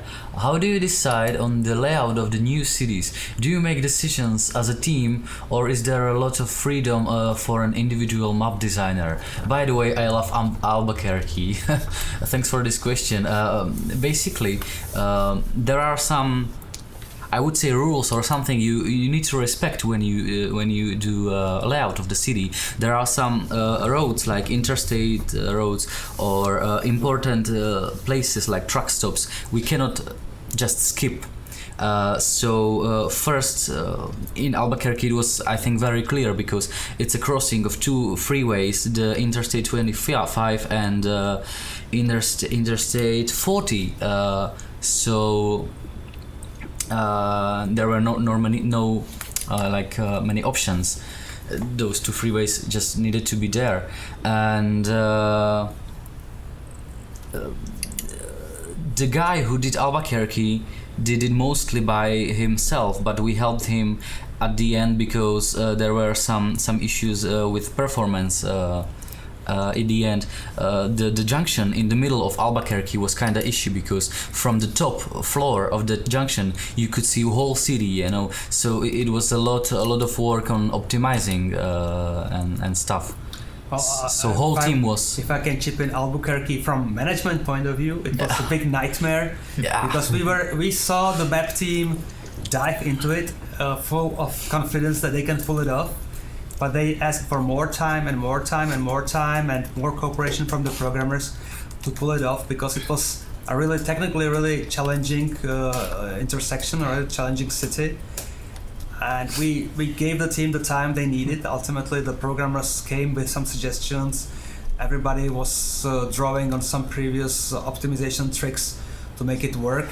And it's a fantastic looking intersection with all the lights in the night, and it's something that we very much hope not to repeat, though. The nerve-wracking experience of waiting for this to be finalized, and that's why I was mentioning a few whiles ago the city of Portland, because the city of Portland is quite a challenge. The way that the geography of the city dictates the features that we have to have in the game, otherwise it wouldn't be a good portrayal of the city. The bridges and the features we want to have in the game from the city makes it really a challenge, not necessarily a nightmare, but quite a tough challenge for the map team. So once again we are revisiting the city with a committee that looks at the stuff under construction in progress and that advises on what we can or cannot or should not afford or should avoid, what risk we should mitigate. So these situations will inevitably repeat as we try to be more and more realistic. It's the same for the European team, it's the same for the American team. I think big agglomerations like Seattle or Madrid or St. Petersburg or you name them, the big cities that are some way still ahead of us, but that we are already discussing informally now, are putting a whole new level of challenge for us, because the density of the content in a big city is much higher than it is in the open terrain, in the open world. And we have to cope with it somehow. We have to deal with it. We have to make a lot of tricks, a lot of simplifications in the further distanced objects compared to what we can afford in a region like this. Yeah, but sometimes the big cities are more comfortable to work with, because you can cut the scenes from themselves. Like the small city brings different kind of problems, and also the big city brings different kinds of problems. But in the small city, you see everything in one scene because it's like everything is together. That's why we really try to sophisticate the layout of the big cities, because it's a key to be successful at the end with the optimizing and finalization.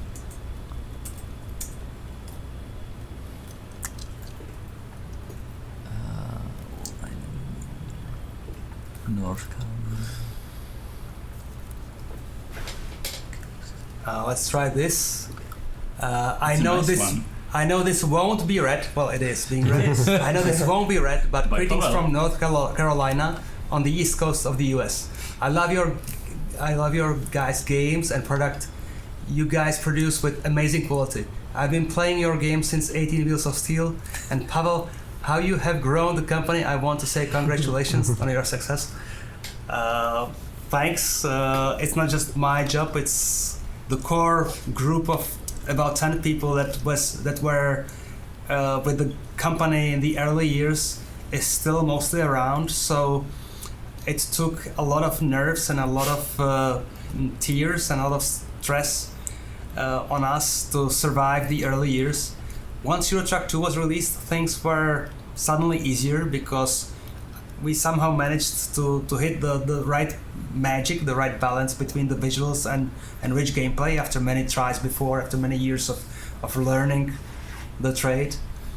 Now we are a reasonably stable company managing to grow, so the challenge is different. The challenge is, can we somehow survive mentally the growth? Can we organize the team so that people stay motivated, that people stay focused, that we still follow the same formula and do not go like different mental directions in the production? It's an incredible journey for me and I hope for most of the guys in the company. It's a very satisfactory journey through the years, and seeing the most recent creations of map teams as well as the vehicle teams in the past year, or the upcoming stuff especially, it's very gratifying that somehow we bootstrapped this from scratch, from nothing, with no outside investment, no money borrowed from the bank or investors, just bootstrapping things from zero to a company of over 100. So ultimately we have to say thanks to our players, to our fans, for making this possible, because it's they're voting with their wallets to make this happen, and they are supporting us through the years, and we just hope for them to stick around, to stay around for some more years, so that we can bring the ultimate vision to the complete state that we all hope for. There's another question I see pretty often. More complex random events. I don't know how is it right now. It's something we definitely plan to have, I think, like the whisky, like the closure of roads, when you need to take the way through another road to reach. The hope is that there will be more visual variety for randoms, but as well as more kind of richness of what can happen to you, including some detours. This is something that we plan in the long term, but basically just as any feature in the game, once we open up something, it's a commitment to keep pushing in the long term. So just as random events will evolve with more variety, the same can be said about special transport or any other stuff. There will be more of it. As the world grows, we have to support it in the new regions.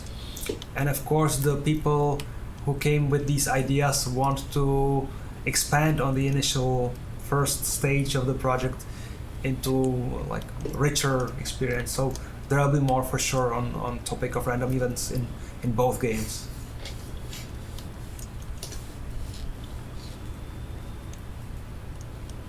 I read a mention that somebody's already putting most of the findings from this chat on Reddit, outlining the main points from the stream for us.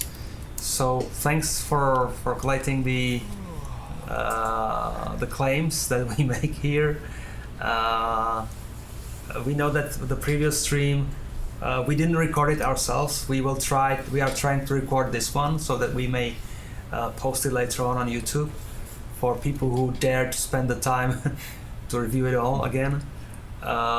Thanks for also taking the time to comb through our chat here and write it in some condensed form to Reddit or anywhere. Thanks. We still have around 2,000 viewers. It's amazing. Yeah, it's growing. Only a little bit, but growing. Yeah, thank you guys. Yeah, thanks. I hope this stream is more stable than the previous one. It is much more stable. That's now. good. That's good. But I see that current job will take quite some time. So maybe we can show some. Maybe we should switch to a different something region, something special. Something special. Something Definitely special. So park the truck here very much against any regulation.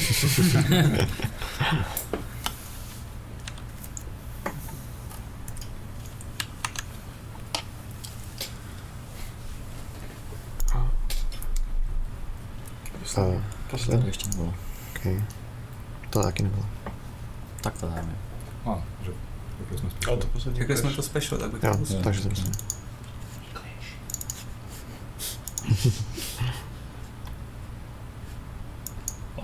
To už je nemírové? Mhm. Okay, so No. probably just seeing the body of the Mhm. major helicopter will already be the hint of what is happening now. One of the routes of special transport is going to be portrayed here in this video.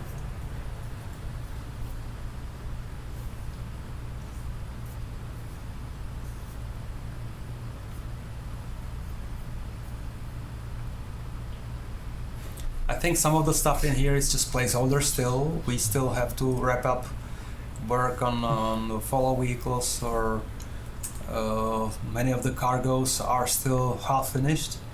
But the work on the routes and the testing of the passages that we can or cannot make with particular cargoes is in very much advanced state. So now most of the work is up to the vehicle team to wrap up what they started, and on the QA team to test the hell out of this.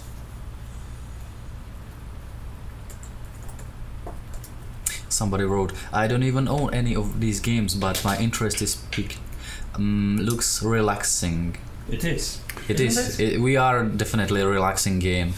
We won a Steam award. Sit back and relax. That's what really is you here. That's what. That's the DNA of our games. You catch the spirit, but if you read some reviews on the Steam, I think good 20% of them speaks about this being a relaxing game against all expecting. And there are different aspects of the relax in the game. Some people use their preferred albums of old music, trackers music, but I think even more use audiobooks. So take your pick and try it. We have also demo version on Steam, so Yeah, just give it a try. Yeah. When I pitch the game to somebody who doesn't know it, and I often have to do it when talking to industry people from manufacturers, transportation companies, it depends on how long a story I can tell. Yeah. But basically, when we started to make these games, we thought we are making games only for truck geeks, only for people crazy about trucks. It's turned out that over the years, we have amassed a group of players who are not really that much into trucks necessarily, but who are into exploring new worlds, exploring them in really this relaxed. We hear often a term is used, Zen gaming kind of capacity. This is a game where, unlike any racing game, you can just sit back, either use a steering wheel or a controller or even a keyboard or mouse to steer the vehicle, and just kind of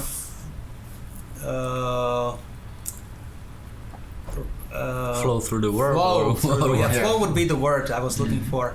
Just be relaxed, really.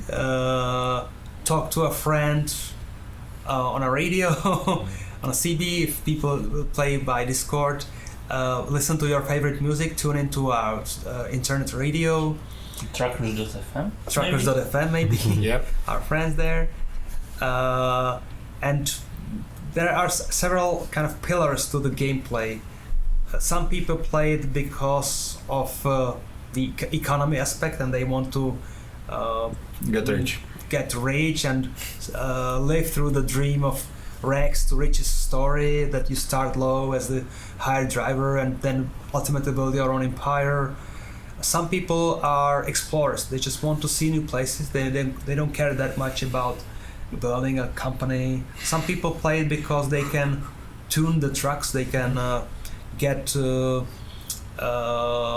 chrome parts instead of the standard ones. They can get paint jobs, they can get lights and fenders and whatever. So we have different things for different people, and not everybody's playing the game the same, but they can find their own game within our world, within our their own kind of sandbox tuned to their own likings. So we have across both games we now have sold over 6 million copies. So that's a huge number of people that we have influenced, that we have caught interest of, that we have changed lives. We have people who start with just no interest in trucks and end up pouring hundreds and hundreds of hours into the game and still being happy with that time investment. So I think we somehow magically discovered this genre where exploration and kind of growth, your own kind of personal growth through this a little bit of RPG element with building the company and tuning the trucks is involved. It just works for people across many interests, many ages, many professional histories. It's not just drivers or past drivers or future drivers. It's both boys and girls. It's people young and old. It somehow works for a lot of people to just sit back and relax again. Also, you forgot to mention that some people also aren't real drivers in real life, thanks to the game. Yeah, and we have heard a lot of people writing us, you guys provided an inspiration for me to change my career. I decided to give it a try and obtained a commercial driving license, and now I'm a truck driver. So we do sometimes profoundly alter the lives of people by providing such an inspiration, hopefully for the better. The way we portray being a truck driver, of course, is a little bit rosy. It's a little bit more. Yeah. I think that this is a hard job. It's a tough challenge. You spend a lot of time outside of your home, away from your family. So it's not for everybody. It's something that the game makes look quite easier than it is. Also, in our game, you can make money quite much easier than it is in the real world. But as a sort of escapism element of it, it works very well for people just to enjoy having a good time with their computer. And we really like having so many fans out there playing the game, watching our stream. Which brings me to the question, will you be doing more live streams in the future? We have explained that this is the plan, not in immediate future, but we should build a studio in the office. Well, we now plan to outfit our own streaming and YouTubing studio within SCS office. Once we expand the office premises by another half of the floor of the building. So starting this autumn, we will be streaming on our own. For now, we are very kindly hosted by the guys from Gamekeepers CZ, a duo of local streamers who promote our games very frequently on their own streams and YouTubes. Thanks, guys. Yes, it's great. But in a few months we'll be competing with you. Sorry, we'll be doing our own stuff. So we will try to make it a more regular show, also a little bit shorter show than today, because we are already around for over 2 hours and still going. So we hope to turn it into some regular show where different people from different specialties in the company would come and talk about their stuff, show what they are working on, show how the tools work. This all is in the cards for the future, for doing more streams. For now, these two streams, the previous one focused on ETS2 and today's stream focused on ATS, are a bit of an experiment to see how we can cope with it, how we can survive the load, what it means to be streamers, and what it does with our kind of promotion across the community, how it's accepted by you guys, whether it's raising any visibility for the game in any media or something. So we will analyze this data from the streams and see if it's really something that's a big benefit, or whether it's something that we would do for the community, knowing that the community appreciates it anyway. So hopefully starting I think late September, October timeframe, we will be coming back to streaming frequently, or at least with some frequency, as opposed to an early experiment, and we will talk to you again from then on. By the way, I've had pretty often question about Australia Truck Simulator, South America Truck Simulator, Moon Truck Simulator. Over the years we have had so many requests for this, and actually we have heard repeatedly, businesses approaching us about building truck sim games for more regions than just the ones that we are committed to. The thing is, you hear us talking about growing the company, growing the team, teaching newbies the know-how that they need to have to build vehicles, roads, landmarks, buildings. We can never quite grow fast enough to cover the whole planet quickly. We are struggling just as it is, as you know. American truck as well as Euro truck would be even better off if we were growing them faster. We were growing the works faster. So committing to a new region would mean putting the existing projects into danger. So if we somehow magically grow even faster than we dare in our wildest dreams, then yes, maybe we can open up a new region. For now, any growth that we manage to do, any new people that we hire, we immediately assign them to either Euro Truck or American Truck on a balanced basis, so that we can speed up the things that we are firmly committed to, which is American Truck Simulator and Euro Truck Simulator 2.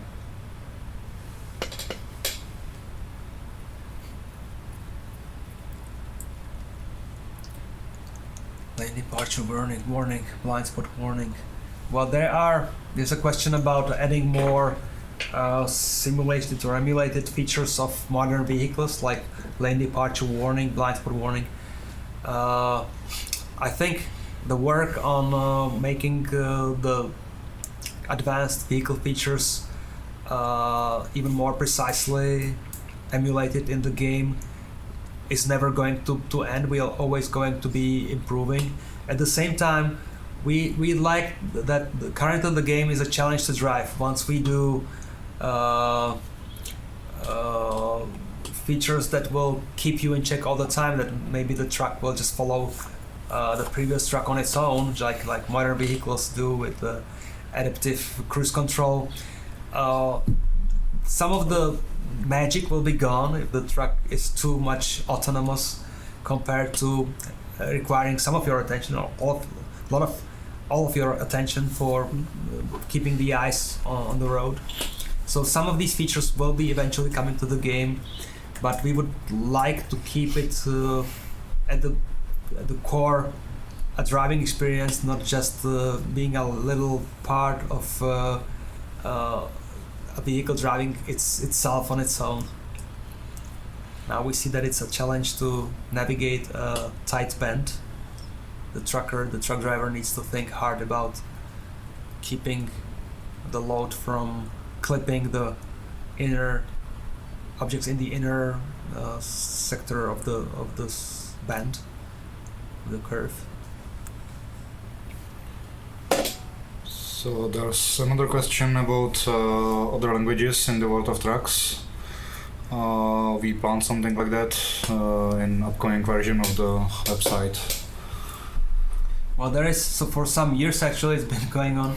When we launched when we launched World of Trucks website, we started, I think, programming it in PHP. PHP on top of some back-end core functionality in C++.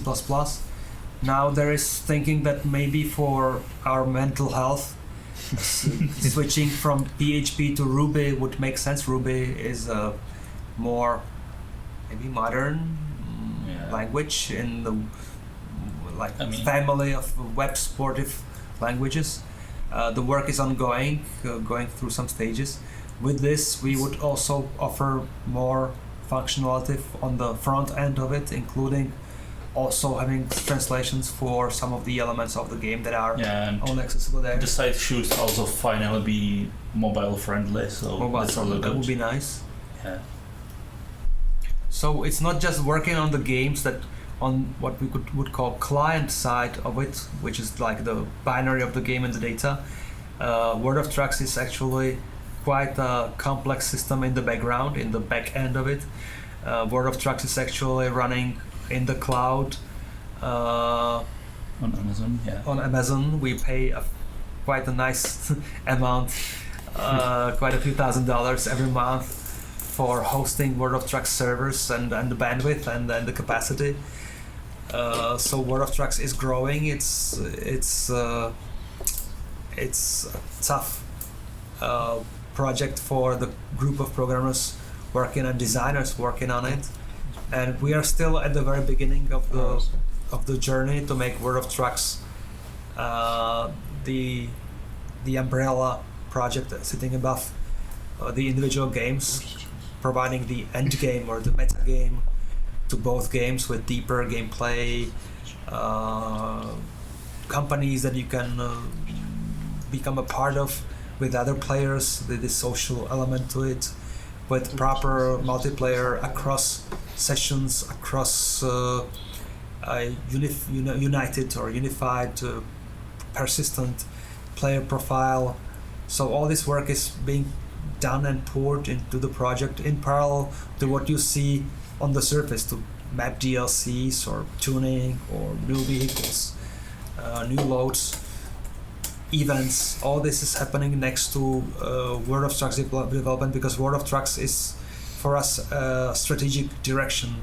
We know that we cannot have a single player game forever. We know that we have to make it deeper and richer and connected, and doing this in a robust, scalable way, being able to support perhaps hundreds of thousands of players at the same time in the shared economy. It's all really crazy challenge for the programmers, but we are chipping away at it. We are patiently and carefully working towards this huge vision.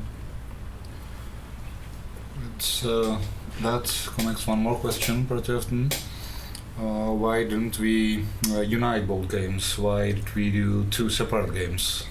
Well, in theory, and that was also considered some years ago, you could consider one or the other game being a mod, just like kind of a DLC, but then we would lose the identity of it. We would lose the ability to promote it as something that's focused for the particular audience or particular fan base of one or the other world, one or the other culture. So we are openly talking about the games sharing the same gameplay, sharing the same principles, just having them customized for different regulation limitations, stuff like that. The content is unique. The content is really 99% built separately for each game. So we're not cheating in that direction. We are building unique content for two different games. But each game, keeping that separate, can have some freedom of its release cycle, of adding content to it without affecting the testing schedule of the other game or the release schedule of the other game. So we have this, having them separate means that the teams don't have to, and the problems that they are facing don't have to be overly complex in managing the same as one project. We can manage them as two separate projects, or actually as a bunch of projects, each under their own identity. So for us, it's making things more manageable to have separate American truck and a separate Euro truck. But ultimately, there will be kind of logical connection or a logical bridge between the two by the means of World of Trucks, where we are basically starting from scratch when it comes to company gameplay management stuff. The rules will be different and more hardcore. the money will not be as easy to come by as it is in the current single-player games, where quick progress to the economy is important for keeping people gratified as they jump into the game and get to know it. So World of Trucks is going to connect to the two games by means of having companies probably span across both continents, having the same identity across both worlds, jumping from one to the other. So this vision is there to kind of connect them, but not as at the product level, but through the World of Trucks umbrella above them. Will you bring the game to console or mobile? And read your note below. Sorry, Paolo. Sorry. I know it's a tough question. We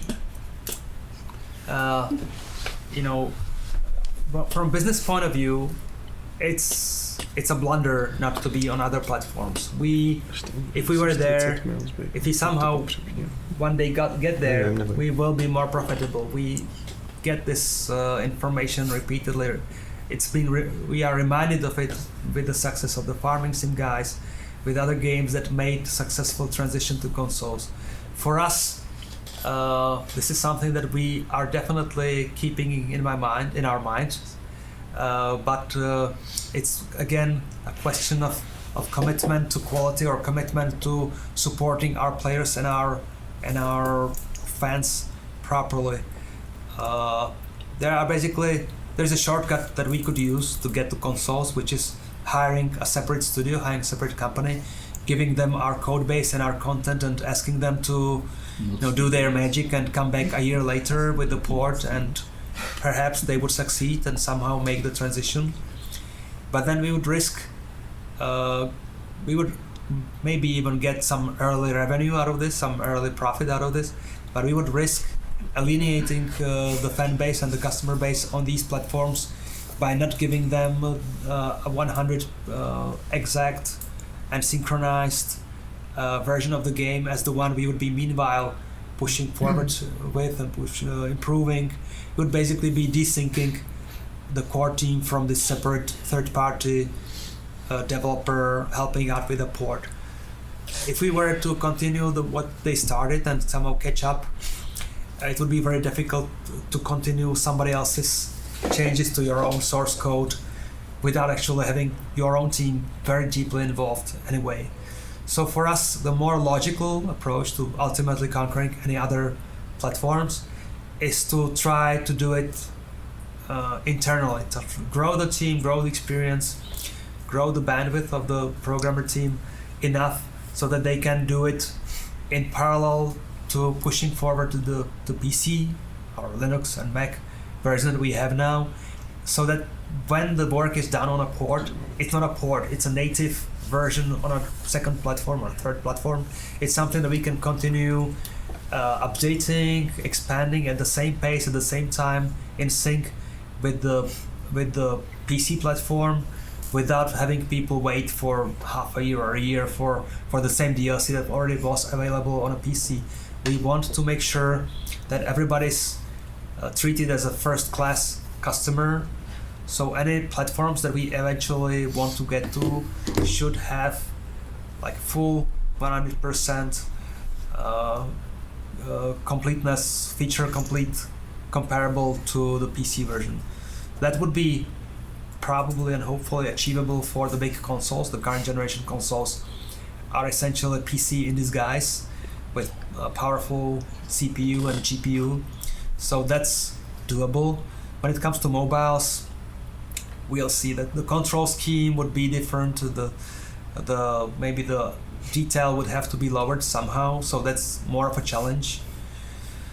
However, there is discussion across the games industry that the world is shifting towards streamed games, especially on developed markets where the bandwidth for streaming data to a digital platform like a mobile or tablet is already rich and cheap. So who knows, maybe a few years down the road our games will be simply rendered and operated somewhere on a server farm and stream down to your mobile or your console or your PC, not played by your local CPU and GPU, but just using your screen as a client to render stuff that's being rendered 100 or more kilometers away from you. So that may be a trick for the mobile and tablet version, keeping 100% visual identity with the PC port. For consoles, the more typical approach would be to really have it playing the game on its own hardware. And this is actually that we already have some dev kits in the company to look into it, to experiment with, but I cannot yet commit to any particular time frame for a release or even confirm it. We are definitely looking into it. We hear a lot of people requesting, can you guys move over to PS4 or Xbox? I just decided that my PC is not powerful enough and ditched it, but I'm not planning to buy a new PC for now. Please port it over to PS4. And when is the game coming to Nintendo Switch? Yeah. This is something that we want to look into, but again, we prefer to do things right rather than fast.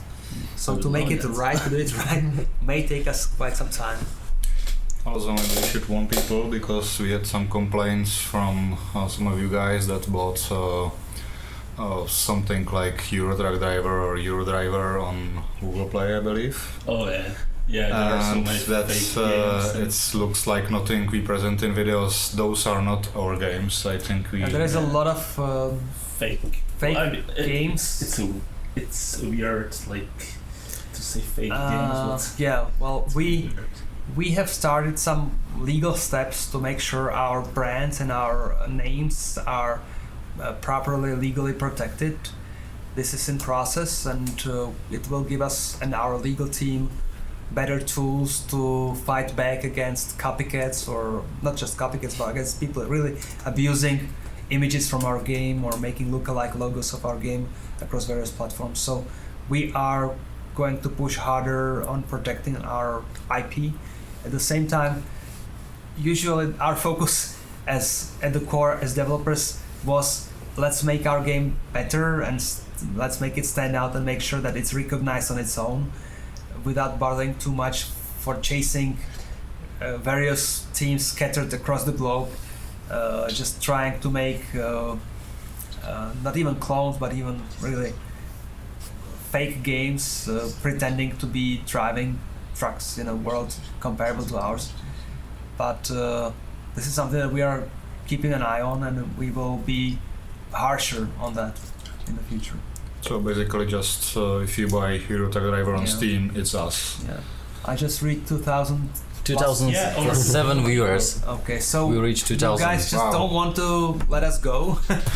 The next question is, what is the most pleasant thing in your pleasant thing in your work? You do answer that. Yeah, we can answer all that, and I need to drink something. Okay, I would say as a game world creator would say it's exploring of and doing the research. Well. And because we always do content based on some research, based on some real reference, but when you dive into it and explore that America is much more beautiful than you thought before, it's amazing, and then you have a chance to express yourself and to design it, to design your vision or your view or something like.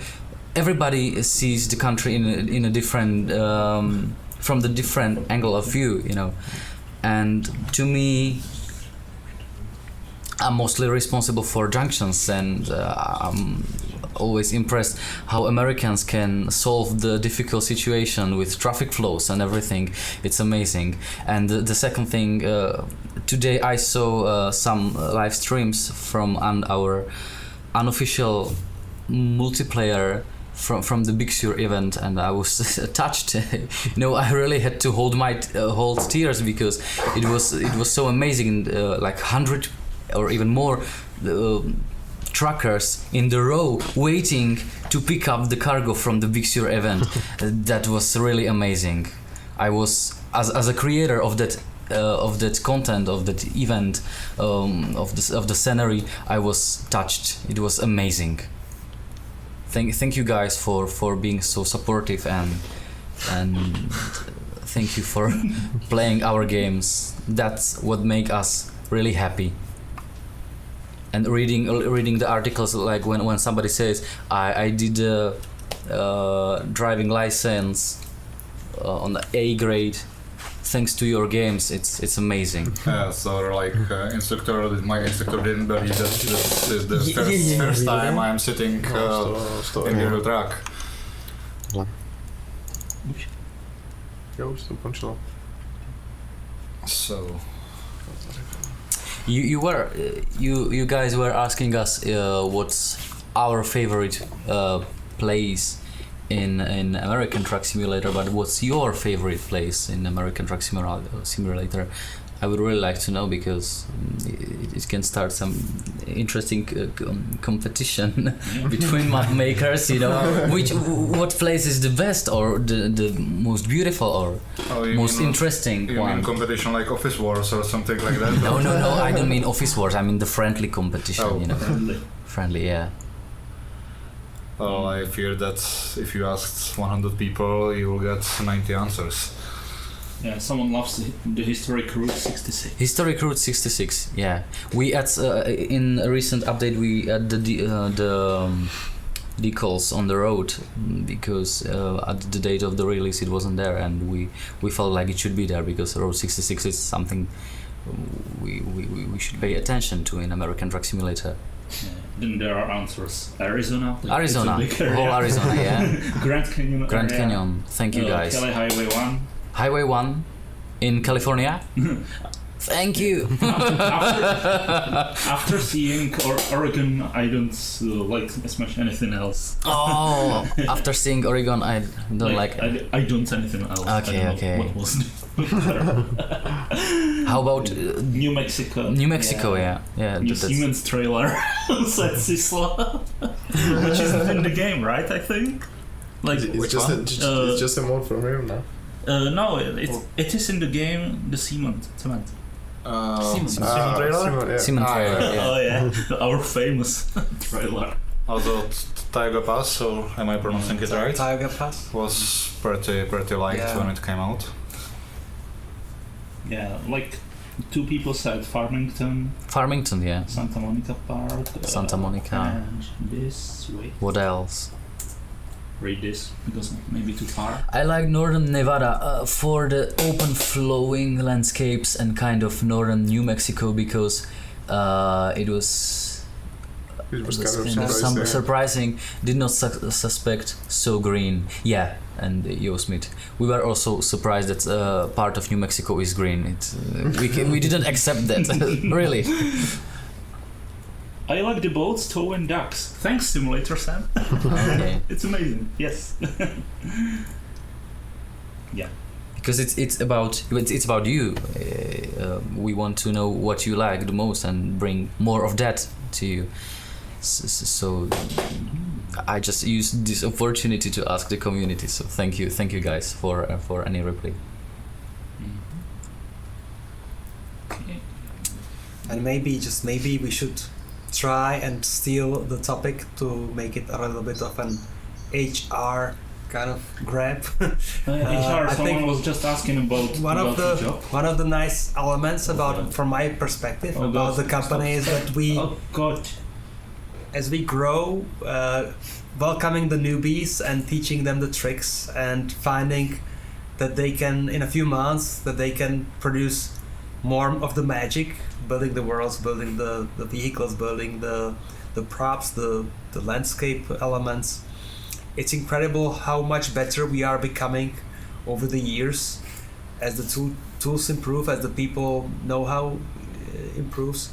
So while for the people having to teach the new guys, it may be a challenge to balance the production and becoming kind of professors for the newbies. I think it must be very satisfactory for you guys when you welcome a young pupil, and he becomes himself a craftsman in the skilled way. We're becoming skilled with the creation of the world. So we really like when people come with open mind and with an eye for creation. And as we need to hire 30, 40 more people, 40, yeah, maybe even more. Even more.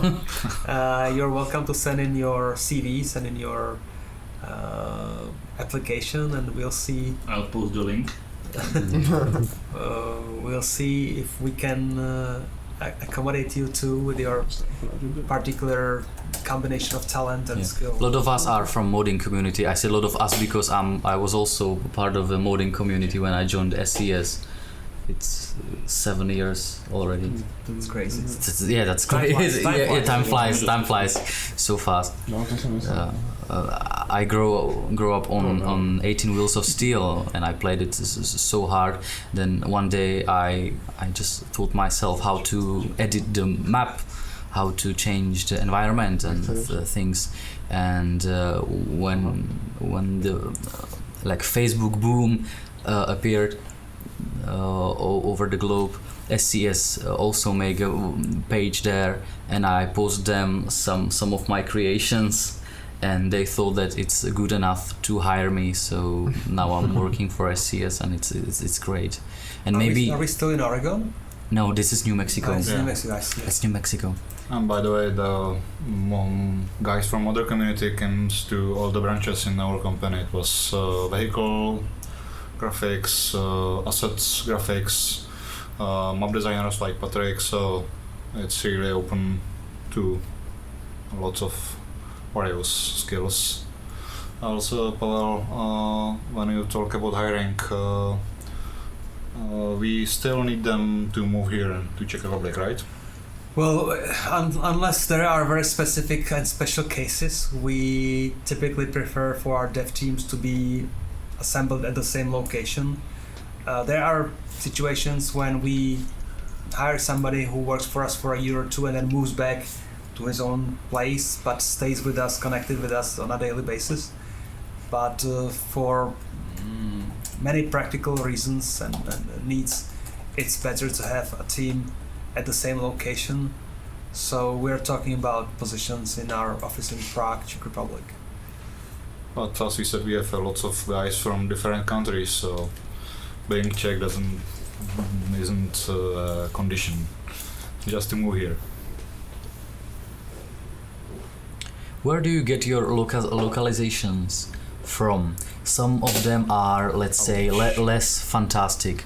Yeah, that's sometimes we use the power of community, and somebody helps us. That's one of the things. Yeah, that's one of the things. This is a crowdsourced effort. Basically, we have a profile, or to put it, we have a project on a system called Get Localization. Maybe not for long. No. Maybe we are looking into changing it because of some data loss. We lost a lot of history of the projects there, and it's a very unfortunate situation. But anyway, a few years back, we were looking at translation. We hired a professional agency to translate our game into a few languages, and we ended up with not so perfect translation either. There was a lot of misunderstanding and mistakes in the text, especially when it comes to trucking lingo. The translators just didn't know how to translate some things, and we didn't know that they were translated incorrectly. So over the years, we had more and more people contributing to improve the translations made by so-called professionals, and in the end, we gave it a try and invited people from the community to create translations. In some cases, the results are fantastic. For the bigger languages, where we have multiple translators for each of them, they cooperate and kind of compete for each term to translate, to tune them to perfection. For some of the smaller languages, we may have problems because we may have one translator. We may even have 0 translators at a given time when the previous guy just drops out, and the language is left half translated or even most translated. But then over the years, over the months, some changes and some additions to the game make the new texts untranslated. The benefit is though that we have at least partial support to over 50 languages right now. Even some smaller ones. I don't think any even big publishing house would translate their game to over, I don't know, 8-10 most popular languages of the world. We have support for languages and loyal translators who are with us for years for smaller world languages, and it's fantastic benefit of this approaching the fan base and approaching the crowd, because we are covering way more languages than we could ever dare by ourselves. paying for it for the agencies. We don't know the languages ourselves. We don't even know the proper terms for many of the specific trucking terms. So using the goodwill of the community is a big help. Well, and much more things than languages, I think. Well, of course, the modding community, the incredible support during the feedback we hear whenever we go to an event. It's all so much. There's so much engagement there. There's so much chemistry going on between the development team and the player base. That's fantastic. Thank you, guys.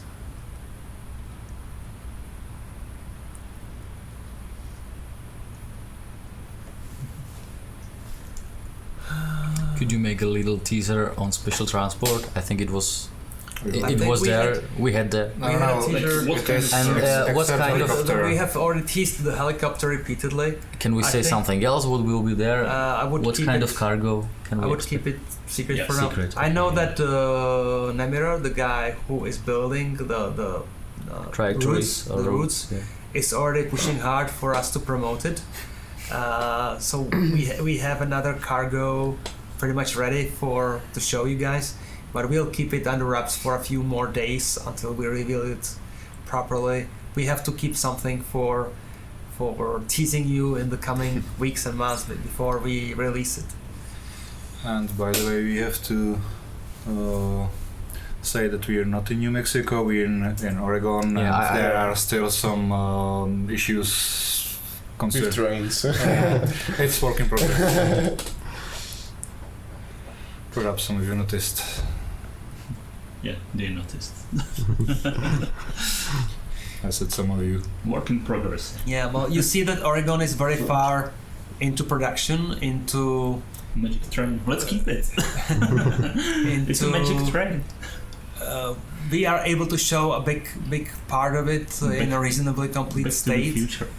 But from this point to the finish line, there's still some good amounts of work of tuning, optimizing, finding bugs, fixing bugs. So yes, there was a question initially early on. Can you release it earlier than you did release New Mexico in the previous year? We will not. That's our best estimate and our hope. We will not take until November to release Oregon. It should be hopefully fully finished at the end of summer. By then, the team, as we discussed, should be actually split in half, with one half of the team still staying with Oregon to polish it to completion. The other half already moving over to a new region, so that the new region will be in very much underway, very much under construction by the time Oregon is released. Again, hopefully shortening the release schedule, the release time frame, to improve the frequency, to raise the frequency of future releases of map DLC. Yeah, there was interesting question. But are there any must-have mods that you guys use? Aimed for us? Sisless cabin toys, maybe? Well, They are amazing. there are many Yeah. great mods. As Pavel said, the modding community is fantastic, adding into games things that we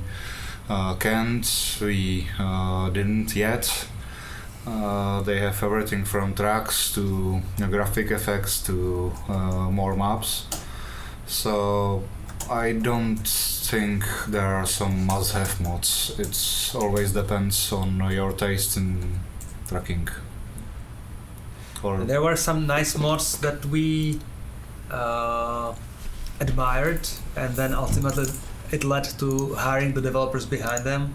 Like many people, for many people, I think the nickname of 50 Keda would be very well known in earlier stages of Euro Truck 2. Hi Simon, if you are watching. Now, of course, he is a core member of the team working on the vehicle.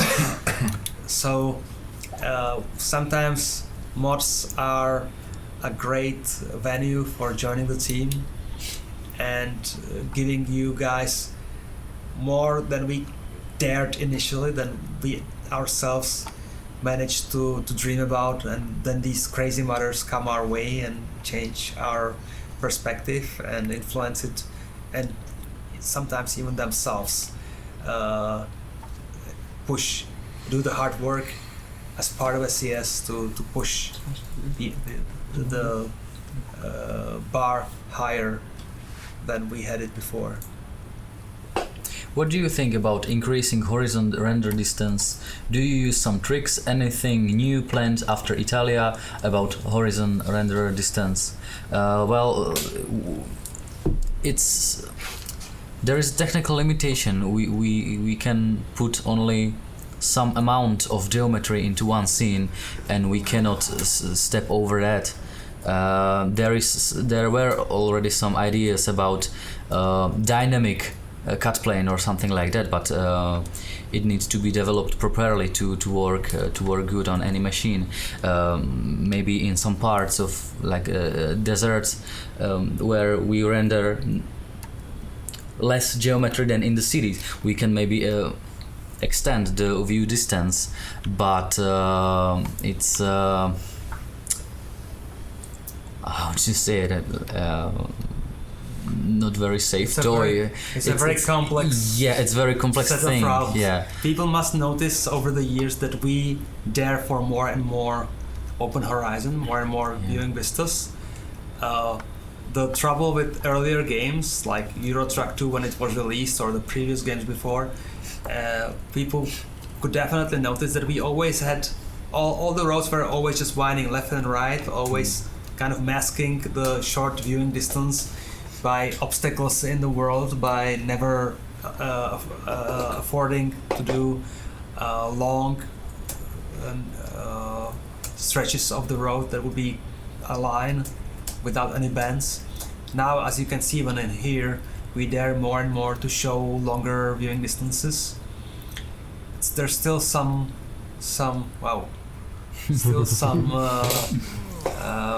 limits that we have to impose on ourselves.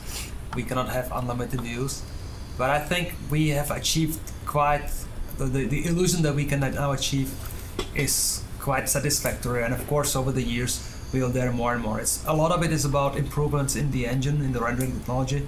A lot of it is about providing the map designers with better tools so that they have means to create the worlds and manage the polygon counts, manage the draw call counts, manage the technical criteria for making it possible for the engine to render all this at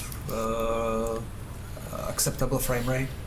So we are getting better at this. It's not like we have some commitment to double, triple, or whatever multiple of the drawing distance though.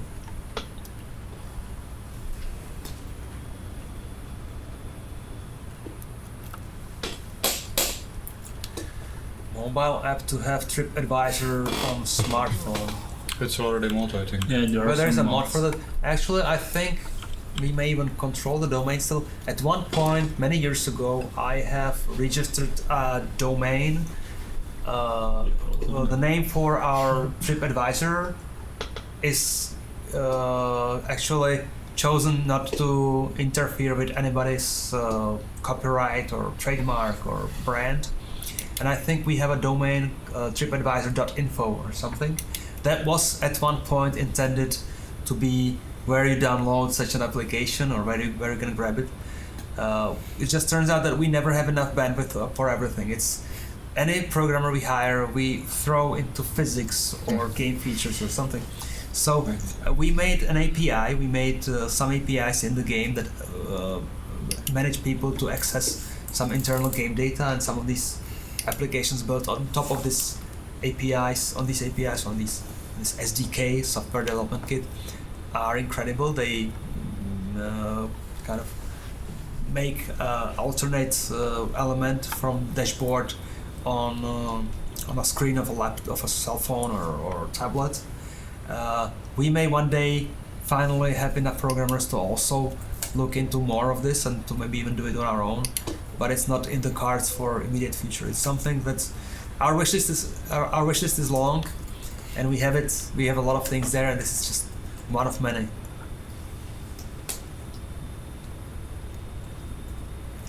And I think our driver will doze off pretty soon.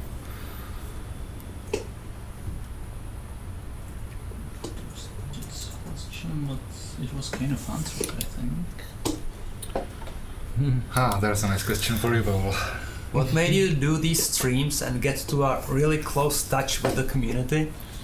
Well, we have been discussing the need for making an effort on streaming and more of YouTube and more of any kind of PR output for a long time. We see that any successful games and many new trends point this out are successful because of the close touch with the community. Streaming, making movies, it's all part of, my kids watch more of the games than they play, I guess. This is the trend that people want to consume content through their eyes, not reading about it, not even playing it, but just watching somebody else playing it. We feel that we should do more. Ultimately, for now, the catalyst was an opportunity to pop up on the front page of Steam. This is an opportunity that is definitely worth it. So when Valve invited the developers over the summer sale to start their streaming experiments, and offered a front page feature in exchange, of course we decided to chase this opportunity and organize ourselves, even at just kind of improvised capacity like we are now. And I don't think it's wrong. I think we're enjoying it here. I think it's great. I hope people are enjoying it too. Almost 2,000 people still watching. So we think it's the lesson is already clear. We should do more of it. So the plan is that we will be setting up our own studio. We'll be doing our own streams more frequently, starting from autumn onwards. So for now, this is an experiment, but ultimately this is becoming a part of our strategy for revealing content, discussing things under the hood, so that you will not be relying just on written blogs or Facebook or wall of text kind of presentation, but we'll also be approaching you even live through streams and videos of this kind. Another question about printable map. Well, there are lots of variation on our forum from you guys from community, players and modders.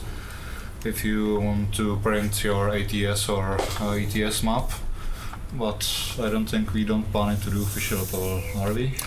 Well, it would require some custom programming. The way that we have the map in the game, it's really hard to patch it together from individual screenshots, because the way the map is projected onto the screen is making each different angle not so fit so well together. I think we with some help from an artist, from time to time we do, when we release a major DLC, we do some kind of presentation graphics, but it's simplified and it's not like to the most detailed deep down version. This is something that we can look into eventually, but just as any feature that you commit to is at the cost of not doing some other features. So it's always balancing act. Is this the most pressing need that we need to implement, or can it wait in the long list for a bit longer, in the wish list for a bit longer? So right now the players made map is the only choice. And I think people are doing fantastic job. I've seen some maps that were really well done. The thing is, you want to have a system that's as much automated as possible, because if it involves too much manual labor, and then we came and add another route, or we remove a route and place it in a different location, or add a city, and we do it with every game update pretty much, then all the previous effort has to be redone either from scratch or readjusted.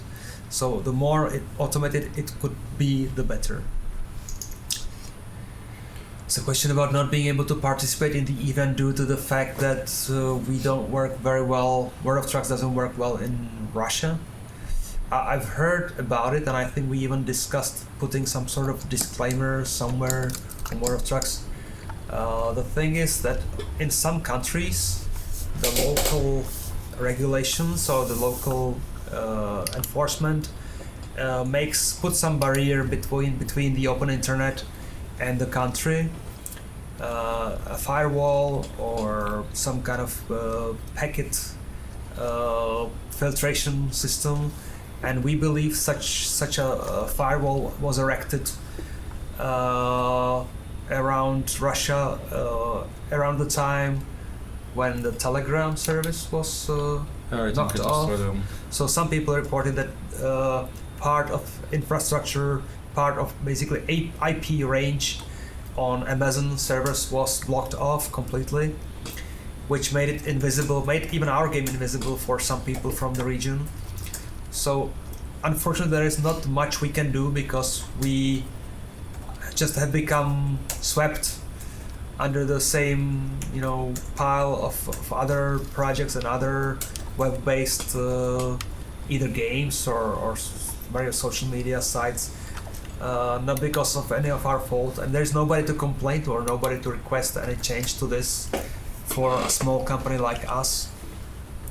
So there are people who find means around it, technical workarounds involving VPNs, or more technically skilled people can find solutions, can read up on that on Google on how to pass by. I don't think I should use this opportunity and place to suggest people what to do, but there are means to access it. It's just that we are sorry, we are not to blame. We just have been somehow grouped together with other sites that the local regulator wants not to become accessible to the local population, and we are unfortunately affected as well.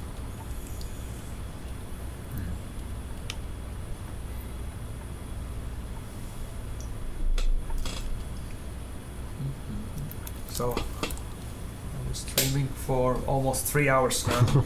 Yeah. I wonder how much longer we can last. There are still the same repeating questions, which Of course, I'm not sure people- if we want to answer or. I think there are obviously people coming later to the stream and asking the same questions. For the most typical ones, I guess we can still give it another round. Well, and for the rest, as someone wrote, As we- there is list yeah. made. As we mentioned, we are currently recording this stream, so unless we go through some technical difficulty, we should be able to put it on YouTube later. We'll also be putting the individual drives on YouTube for people to see them fully and easily. We will also definitely see some fans putting together a list of important topics discussed today, so that people can just read up on that in a few minutes rather than having to watch the whole stream for hours and hours. So all this information is not going to get lost, and of course we will keep on publishing more blog posts, more tweets, more pictures on Instagram, more Facebook posts, Steam updates. There's a lot of venues, a lot of platforms. The community is not just hanging on to just one particular website or location. There's a lot of places where people are getting their information from, and we are trying to be on more and more places. Sometimes just doubling the information, but sometimes providing a unique angle. Like typically when we are somewhere on an event, like this upcoming weekend for the team in Germany, the easiest things to use would be either Instagram or Twitter, just for a quick picture with a comment, just to fire away from a mobile phone.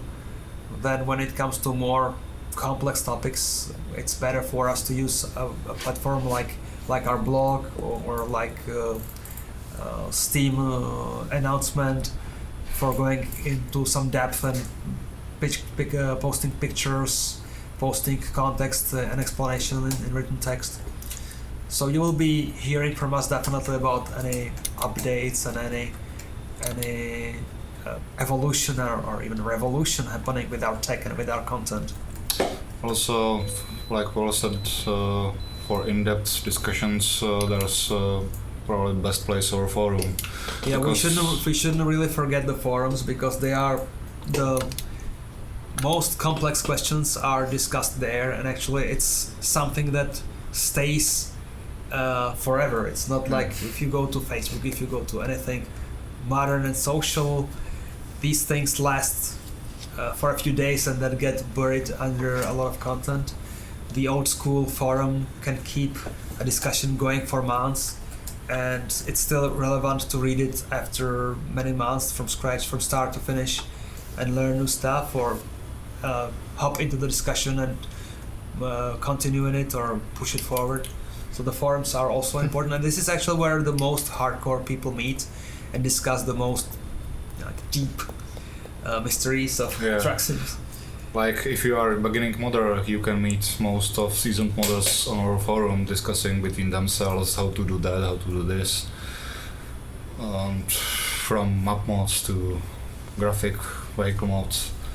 It's also if you have any questions about the games, pretty often the community of our seasoned players answers before we even get to the question there, because like Paul said, it's really a hardcore group of our fans and players. And it's important that the forums, just as any of other platforms, are pretty much monitored, to some extent moderated, but certainly read and noticed by the members of the team.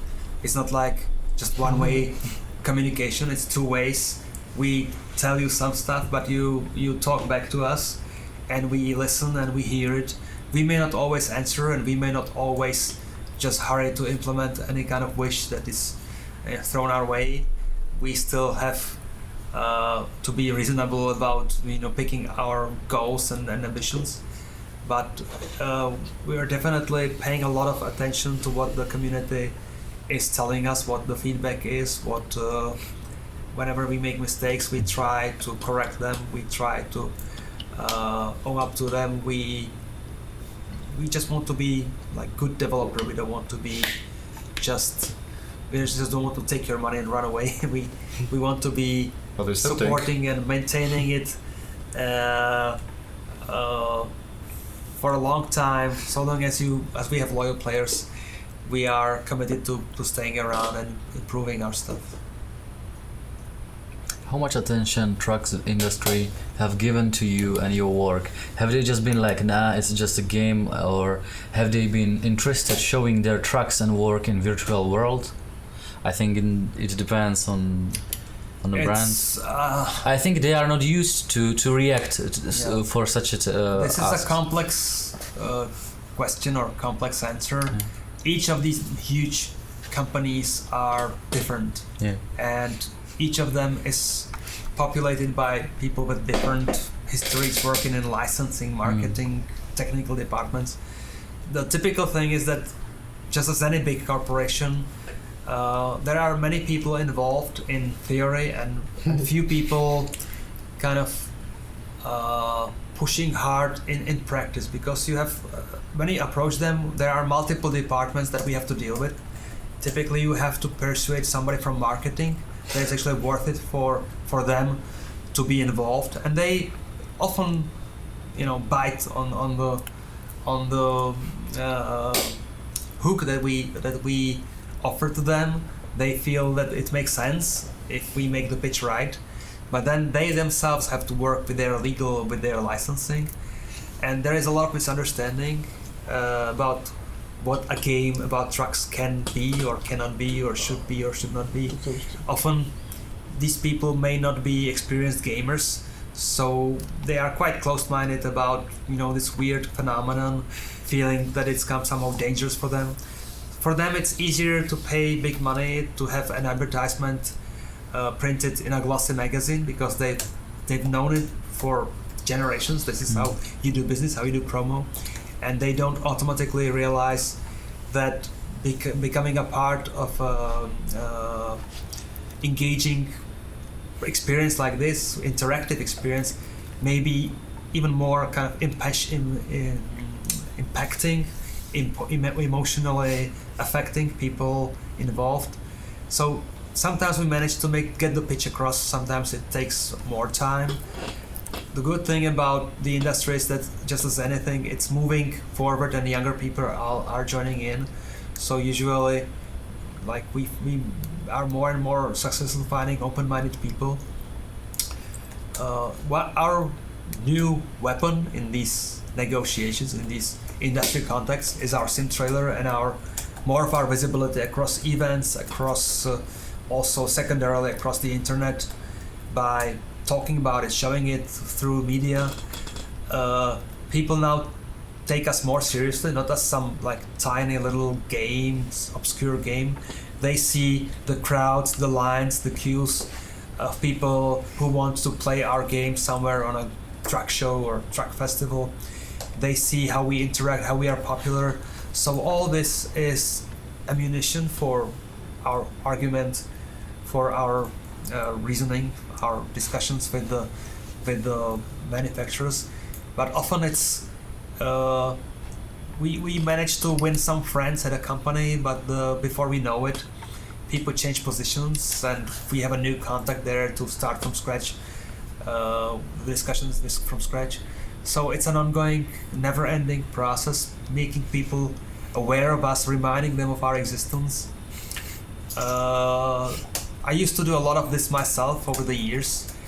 I may have not done the best job out of it, because ultimately the proof is in us not yet having a full range of licenses for American Truck. We try harder now. We have more people involved. Our marketing and PR team is now part of the effort. We have a dedicated person just to focus 100% attention just on the licensing and account management of the key relationships with the manufacturers. And all this is showing some nice, promising fruits as of this year, and definitely will be showing more in the following year as new licenses are being signed or have been signed. New companies are now in the loop in discussions, and these discussions may take even years, but if at least some of them are concluded successfully, there will be more and more reality entering our game, including licensed brands and licensed partners. Over 1,200 people in the unofficial ATS multiplayer mode, almost all of whom are lining up on California Highway 1 to help clear the landslide. I mean, it's amazing. It's Battle Royale. Yeah, Battle Royale, yeah. There's a notion that it's almost from Santa Cruz to landslide, and landslide is almost at Santa Maria, so it's pretty long line. I'm always surprised that the engine holds under such load. I mean, when we designed the engine initially with the graphics engine, we were keeping the maximum number of trucks in the scene, including your own and the AI's, to 4. There were maximum 4 trucks that the engine could render 5 years ago, maybe 10 years ago. Then we raised the limit a little bit, but we thought that I think it's up to 8 or 10 it was supposed to be. But then it turned out that the engine is way more robust when used by creative guys from Truckers MP, and they dare to put it under heavy load. I'm sure it does affect the frame rate that people have to deal with, but it's a nice show of the robustness of the strength of the engine, that it can still survive such a strain without completely collapsing. And for those of you who came later, I would like to remind that the Big Sur landslide event is still up, and while some of you fear that you may not be able to do your deliveries because you have no time right now, and already 1/5 of, or Timmy, can you check the numbers? It was way over one. Something less than 12. Almost 120,000. 12. Yeah, so okay, sorry. The original limit was set to 500,000, I believe, but as you know, these things are unpredictable, so it may be a bigger number in the end. Yeah. Well, I think once we achieve 500,000, of course, everybody's eligible for their rewards. Yeah. We'll see if there is a big push from the community to keep rewarding you for more work of this type, that we may prolong the event a little bit. At the same time, once the goal is accomplished, we should, and we are ready. I think Patrick is the map guy doing the work actually. We should make the switch and finally open Highway 1 before it happens in the real world, because I've heard some news that in actual reality the team, the huge effort of removing the landslide, or actually working around it, They are progressing much faster than they expected. Than estimates. So we are kind of competing with reality. Wow. Who is first to open Highway 1? Is it American Truck, or is it Caltrans, the company, or the agency behind orchestrating the effort in reality? And what are the actual estimation of removing it in real life? I'm not sure really, but I've heard that they pushed they brought the deadline up forward by a few weeks, so it may be very soon now. We'll have to check. Also, for those of you still running, there's a giveaway from Truckers FM, which, as Paul said earlier, invested heavily their own Steam money, I believe. Yeah, it looks like they invested their own budget into promoting the event. We are trying to help them out, of course, but if you just take the sheer amount of hours these guys put from their own life, their own time, into operating the radio 24/7, that's incredible already. Yeah.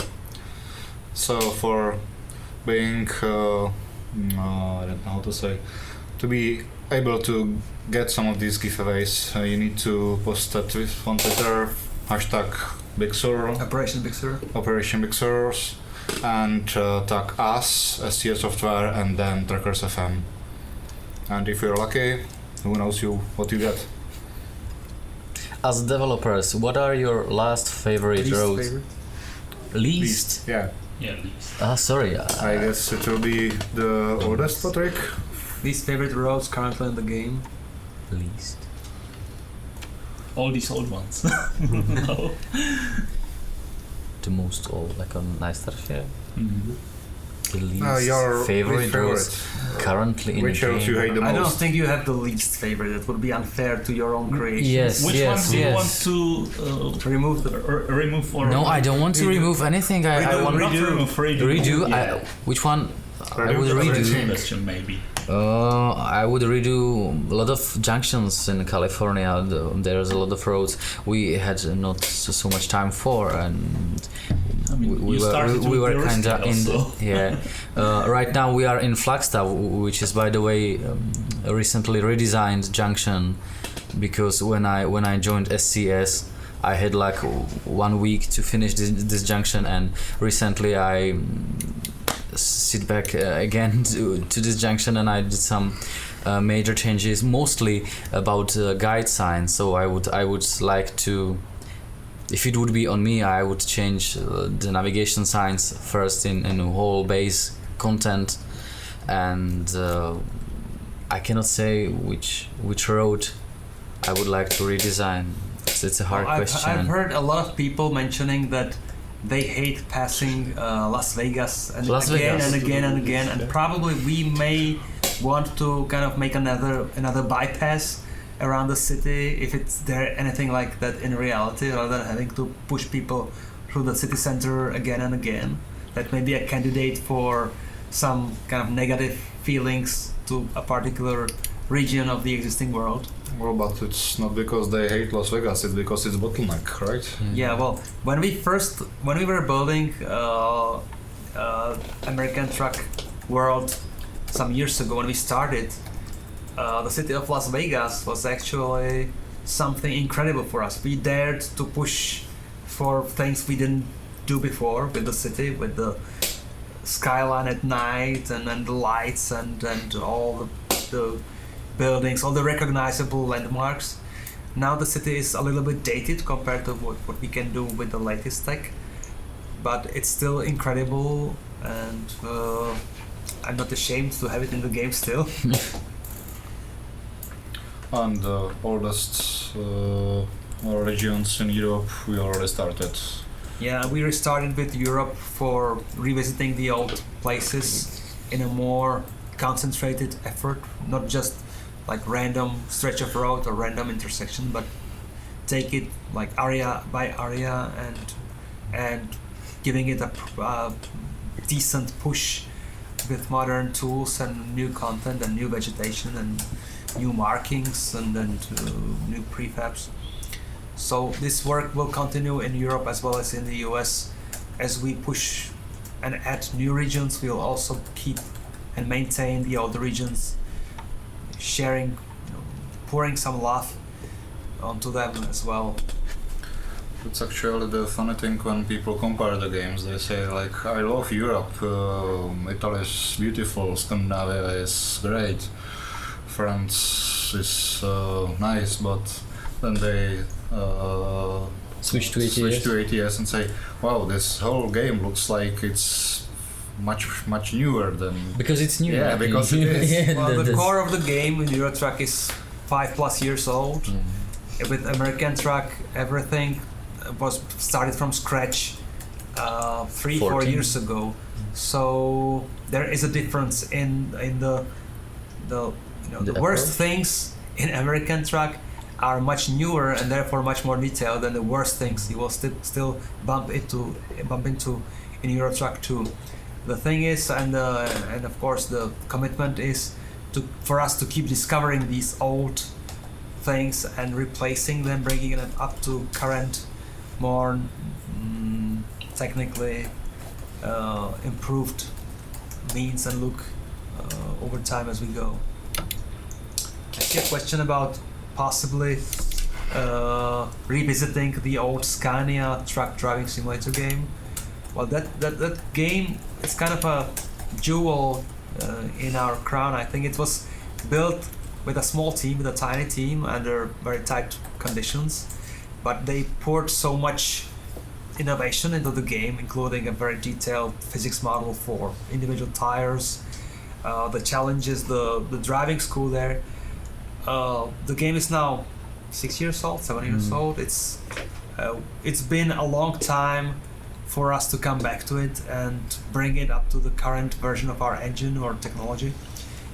We will probably and very likely do something like different but related.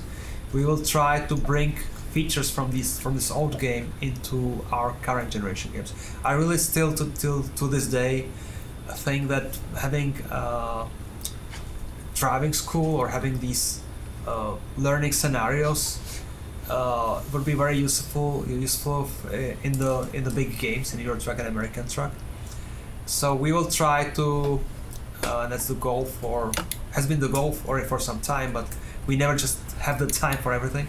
The goal is to bring back some of the training scenarios from Scania Truck Driving Simulator into the current game and making it a part of the gameplay loop somehow, making it, if you pass through the driving school, maybe it will benefit you in some ways through gameplay by making maybe cheaper insurance or some sort of influence on the big game in economy sense, or just making sure that you have a training grounds where you are safe to make mistakes with that before new players jump into the challenge of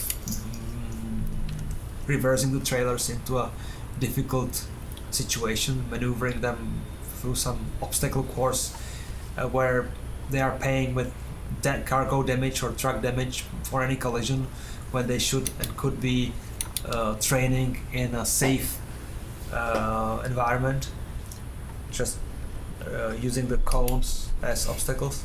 So this should be becoming a part of the current generation of our games, rather than us revisiting any older games. How long will this game be supported? 2 weeks. 2 weeks? Until I would love for us to be able to give it at least another decade. That would be nice. If the players are there, we'll be there as well. If the players are there for 20 years, why not? Obviously, we need to speed up the way we build content. I know people are making computations of how long it would take at current pace to cover all of the USA, and they come to a very nasty figure or estimate of multiple decades. We need to squeeze it to shorter time frame. It's not going to be a few years. It's not going to be 2, 3, or 4 years.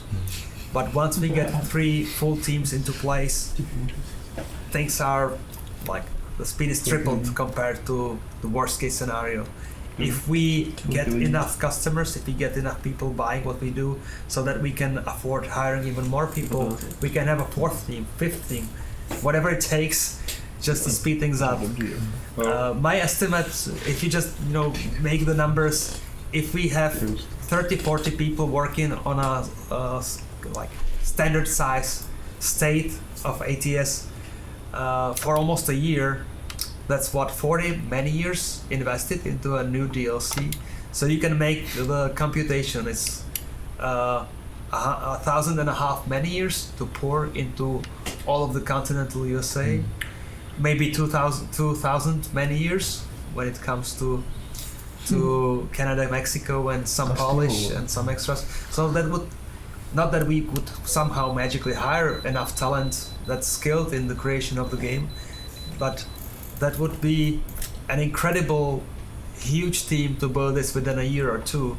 That's something for Microsoft or Sony or EA for their teams.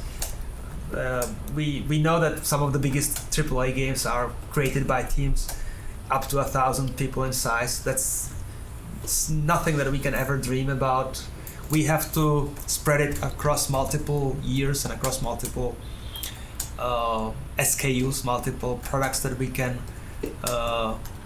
release through the development to help us sustain the team and the teams and support us through the journey. But we want to speed it up for sure. We want to make it so that we can live to reaching the East Coast in our lifetimes. Yeah, we mentioned that ATS might be bigger than just the United States, and the question here is, are the lower 48 states a priority, or might parts of Mexico or Canada be added before the USA is finished? Did you mention it? I did mention that ultimately the vision, and it's the reason it's not called US Truck Simulator but American Truck, is that we hope one day to also reach beyond the state boundaries of the US.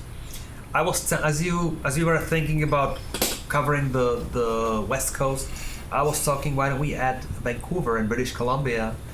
But then priorities. Yeah. I think we need to reach the East Coast some way first before we can, dare and provoke people with Canada by going to Canada. But let's say that Canadians are fantastic. I mean, when it comes to the ratio of people in Canada playing compared to population size, we have more dedicated community in Canada than we do have in the continental US. But it's regions are different. I mean, in Europe, it's the same case. A lot of people are playing in Scandinavia versus southern states of Europe. So maybe people in the more like northern regions have more time to play in the winter, as opposed to people in the south who just prefer to stay in the sun longer. So Canada is great, and I would love to cover the populated regions of Canada along the border with the US. And I wouldn't give up. It's just a question of us beefing up to having more capacity, to being able to cover more. So I wouldn't rule it out in a few years' time. There's a question to HR, as you mentioned. Yeah, from another country outside of the EU apply for a job in SCS, you'll hire and get through all the visa stuff to have these people on the team. Well, we do assist people from outside of EU with the bureaucracy and paperwork. Most of the people who came to us from abroad were from within the EU. It's easier for them. But we are in the process of hiring a guy from Singapore. Hi, Oscar, if you're watching. He isn't. It's way too late there. It's way too late there. We had a guy for a time from the US joining us. So it's not impossible. We do assist. We do assist financially with the bureaucracy and with the move. So it's not out of the question to go through it. But we can guarantee it. It's just that people have to realize that Prague is a very much civilized city, but it's still Eastern Europe. So we are not really paying the same as California or even Norway, for example. Possibly Norway. But I think we are trying hard to be a good employer and to treat our people well. And it's a nice place to be. Prague is great. Prague is great in the spring. Prague is great in summer. Maybe even in winter. The climate is okay. There is sun as well as snow. So, and there's the game to make. There's the game to make. Yeah. Oh yeah, definitely. Would it be possible to make it so we can choose how long we sleep for? I think it's related to gameplay, and we design it so. Well, you have some time you have to take for rest. Yeah. I think we may revisit sleep in the future, because there were some decisions made years ago of how we control or do not control players' time. I think this was discussed repeatedly that maybe it's worth revisiting. So I'm not making any promises on anything, but sleep, just well as basically any feature in the game, is never quite decided forever. It's not set in stone and done and dusted. We may come back and decide that it's good for people to be able to have different management of the sleep feature. Big Sur just hit 120,000 jobs. That's insane. You guys like 110,000. You guys are more than double the speed than we anticipated. We thought the event would take maybe up to a month. You're too fast. Oh, but we love it. Of course, we love it. It isn't even the weekend yet. Perhaps, and it's not the weekend. It's just working week. Perhaps you shouldn't tell them about the real life workers making haste, because who knows what the number will be in the morning.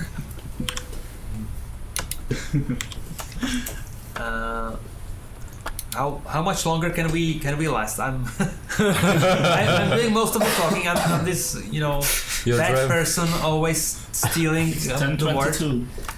Are you falling asleep? No. No. You just look like that. But I'm out of fuel. Just here. Really? Not paying. Yeah, and the gas station is right here. Oh. You are so unlucky. I don't see any cup. You can park here. Of course, you can always hit 0 and just teleport, and just fly there. Can you? In water jobs, I think. You were playing. I wasn't paying attention what you're doing. So let's call commands to enable it. You will not be adding to the number. Oh, it's okay. More for the players. More for the players. Okay. Actually, as we were I can go just assistant. getting the event ready and underway, we already had 15 delivered cargos there on the counter because this was done by the internal testing team, by the actually the lead programmer on the project. He was so responsible that he finished this whole 15 jobs, and he wanted for things to be completely fair, so he made sure that the counter is reset to 0 by manually touching the database data to make sure all this is removed from the testing. So we are very fair about counting everything properly, not cheating on the numbers. We actually thought, we joked, joked, should we maybe, not inflate but deflate the number reported? Maybe we should slow down by, lying about pretending that there are less deliveries so that the event can last longer than at the current pace, but we are fair and square, and we will be reporting it properly as it's happening. Sorry, everyone is just laughing because he pressed F7 and this cancels the job now. This is a new addition. This is a new addition to the current build of the game, because we have seen some people cheating on World of Trucks events, on the previous events, by abusing the feature of teleporting to truck services easily. So for the World of Trucks events, we decided to make it more complicated for people, that they need to be doing the jobs properly. They cannot just teleport with the cargo attached and expect to speed up the delivery. So first-hand experience here, locally. Even I didn't notice. But of course, people are here to just watch you drive and see and hear us talk. So do we have another video? I don't think so. We're out of videos. Oh no. Yeah. Do you want to switch? Oh, maybe, yeah. Really? Okay. Do you want to try to not crash? To pause with you. Great. Come on, guys. What should I take? Like quick job.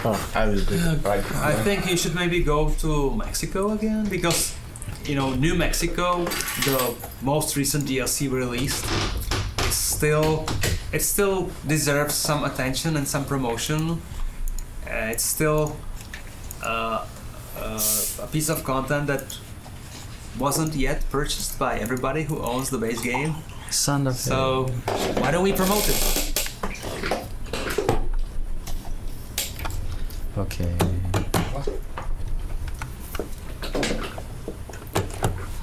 Now you guys gonna see how ridiculous I am as a driver. Let's see.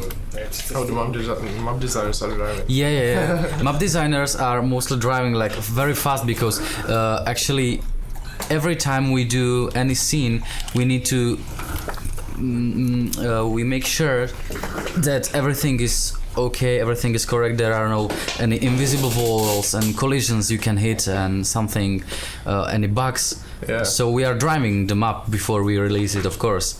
But our style is like hurry. Yeah, it's like on bar 5 and... Yes. Maybe you should get some rest. You are getting tired. Same. Yes, I am. Green. So we should just all go and... It's past 10 p.m. here in Prague, so we may be a little hard after a full day at the office and then being clowns here in the stream. Beep. Okay, I'm there. How can I pick that? Now I want this one to Santa Fe.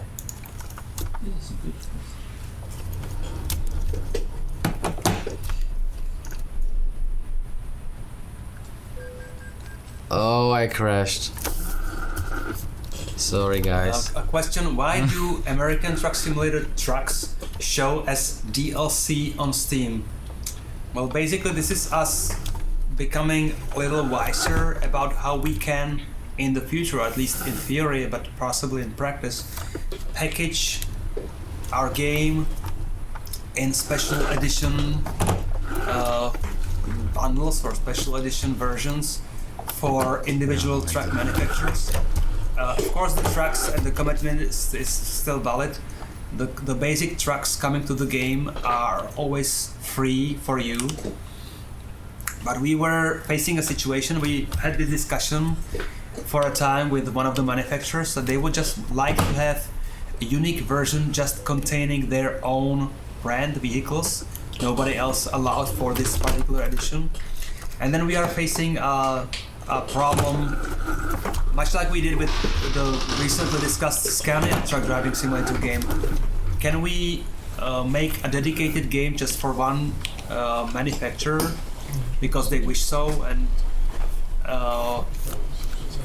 just kind of split the focus between the all-encompassing game and this special branch just containing some vehicles?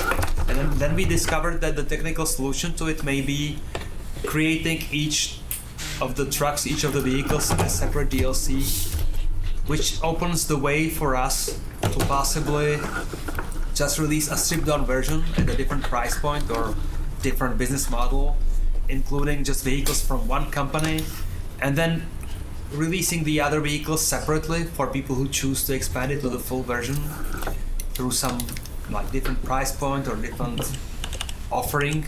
You are apparently playing Need for Speed. Sorry guys, sorry for forcing you to watch this. Okay, I will stay as a designer. I'm definitely not gonna be a truck driver. Read the questions better. Yes. Sit near to me. Oh, I need to be too close to you. And we are heading to Albuquerque's Big Eye, which is the famous junction in the middle of Albuquerque. And I love it at night. Yeah, the lights are, ow. 2 months of optimization for the team. Yeah, well worth it. It was really a tough challenge for us because the city was built to look very nice, but there were just too much detail. There was just too much detail there, too much geometry to render each frame, and the engine was brought to its knees. So we had to look for ways to just simplify the scenery and still keep the overall feeling okay. And I think we ultimately managed, and there were a lot of hard lessons learned on Albuquerque, and these hard lessons I really hope will be applied to Portland now in Oregon. And it's fabulous, it's incredible.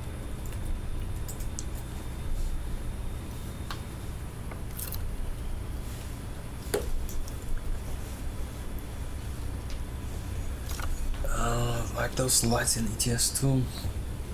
I'm not sure I understand the last question quoted here. Something about lights in ETS versus lights in American truck.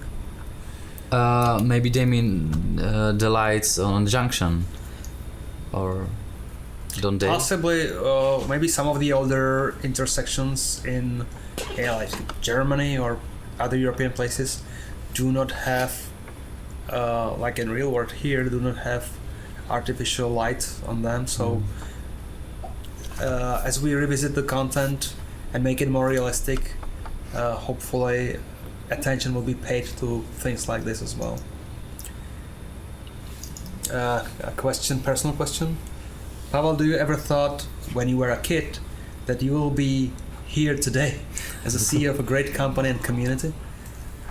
Not ever. The three founding fathers of SCS, we were friends for a time, gathered around the idea that we would be creating graphics technology, just doing graphical engines for fun as a hobby, making effects, nice rendering kind of demos, showing some skills in programming.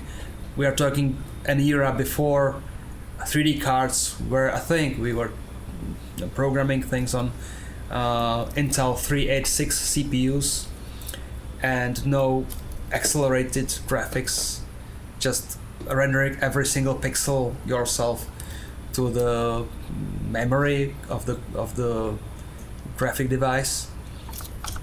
And we just thought there's no way for us, especially here in Prague, to make a business or make a job out of this.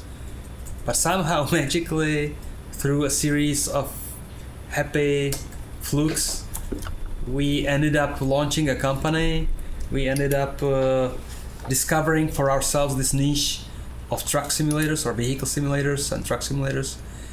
And here we are 2 decades later with 100 people or 120 people in the company now,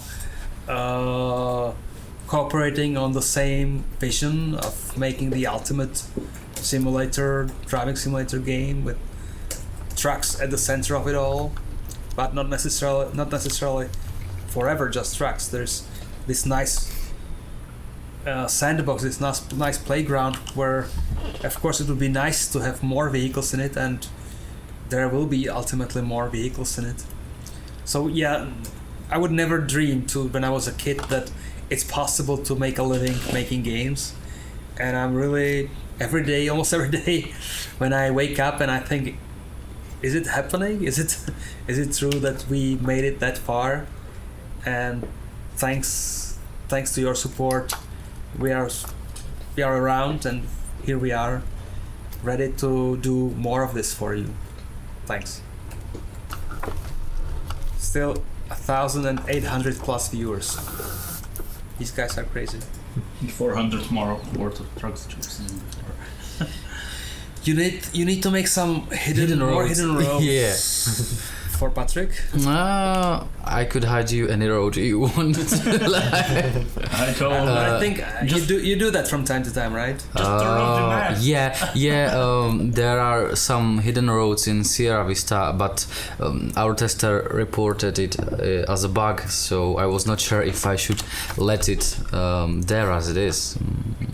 It's still a question if hidden roads are something what pretends to be like really hidden from the players, or it's like bonus content. There is a race ring or something like that near Tucson or what's the pronunciation? Sorry guys, in Arizona. And maybe we will add some more in future DLCs. Dosing. Thank you. Okay, that's in the right time. By the way, this is a silly self-promotion because I did Santa Fe in New Mexico. So you see, we bring authentic developers into the stream. Yes. Not just some random monkeys. No, I shouldn't take this level of parking. But okay. These are map designers, not drivers. Okay. Yes. It's entertainment. I wouldn't touch the steering wheel myself, really, just to embarrass myself. We have another question. How do we feel about the result of New Mexico? We feel very good, I think, and we need, as Pavel told, we need to learn from the, I wouldn't say mistakes, but from problems around optimizing. Like Albuquerque was really a problem before the finalization, and every DLC is a lesson for us. Okay, I'm gonna skip the parking. Sorry, guys. Every DLC is a lesson for us, and we are growing on the experiment. Skip it once more. Sorry? Skip it once more. Okay. No. Finish. Oh, sorry. They want you to drive. Everyone wants you to drive. No way. A bit. Well, it's always good to see that someone drives with more That than was a you. question for Pavel. Yeah, do it. And about the sales reviews, Pavel, how do you feel about New Mexico? Sales? I think New Mexico is a little bit behind Italy when it comes to total number of copies sold. But then Italy, the player base for Eurotruck is like triple the size of the player base of American Truck. So it's doing very well actually, comparably. And still American Truck, as we repeatedly, admit, it's a game that's still troubled by not enough core content, not enough vehicles, not enough regions. So I can imagine for somebody from the East Coast that our game is not, making them happy by only having some locations on the West Coast. Once we reach more regions, once we have more trucks involved, people who are fans of the other brands will hopefully join in. For now, New Mexico is doing the job it needs to do, which means it keeps the team alive and sustained, and it gives us the hope for further growth that makes us dare to increase the development bandwidth for future states. So I'm reasonably happy. There, up on small bit there. I'm reasonably happy, and I just hope that it will be still purchased by people who discover the game in the future and become the kind of stepping stone towards more eastwards expansions. What do you guys think of some of the harder to pronounce US city names? Or it's not the for us. It's not just the U.S. states. It's any states in Sweden or any states in I don't know, even everywhere. We try. Internally, sometimes we develop nicknames for cities that are hard to pronounce. Hopefully we don't make too many mistakes in the written form, at least, so people can recognize those on the navigation sites and in the map. Well, I think the names are equally hard for everyone all over the globe, because if we asked American to pronounce Treslička or something like that. Yeah. Okay, let's move me to the service. Okay. Or I could go there by myself, but And never there mind. goes the legend of all designers.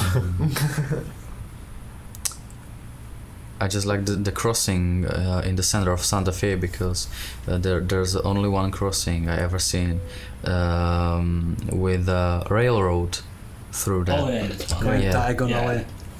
Yeah, I mean it's great. And it's I know it's the only one on our map, but is it the only one in the US? No.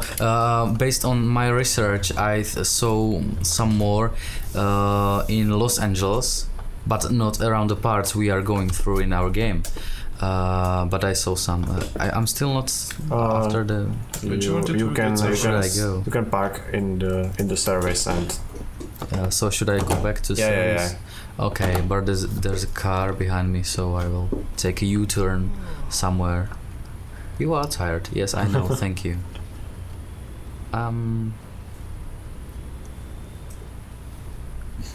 You still cannot teleport?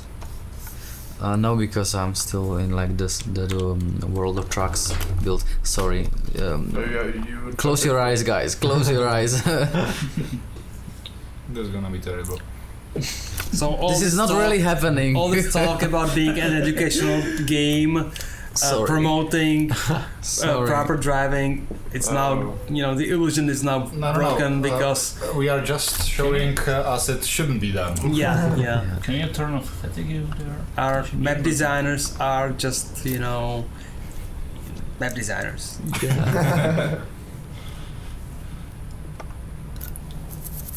Probably. Yay! Romanian And they tour. drive like race drivers.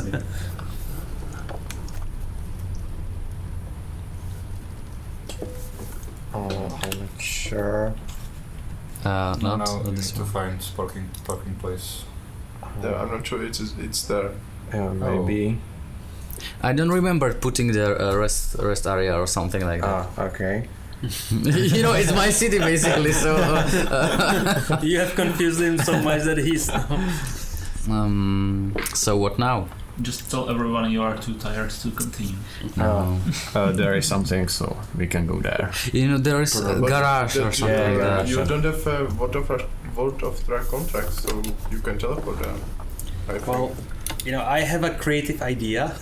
Now that we are lost in the middle of delivery anyway, I think big part of the population of viewers now would be different people than the group that started with us. Maybe we could replay one of the earlier Videos. Oregon videos. That's Because a good it's- idea if you can. It's cool and it's worth it. Yeah. And One more video. It's like 10 probably a minutes lot of people, anyway, a lot of so- people haven't seen this footage Yeah, previously. maybe the video with the first one. Special wood farm. So Oregon or special transport? Oregon. Oregon, yeah. Okay, so the Yeah, this Band. one. the first one. With the exclamation Oh, mark. well. First one. Okay. First one, yeah. Let's start with the first. I think it's with the wood. Okay. No. Yeah, it's the wood farm. Okay. Yes, so this is a new lumber mill we designed for Oregon, and yeah, there's some animations, new models, new assets, basically a lot of new vegetation,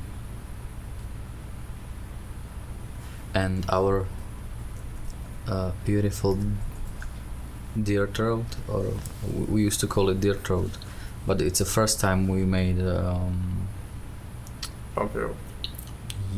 Uneven surface. yes, uneven surface, sorry. And somebody reacted already that they appreciate it.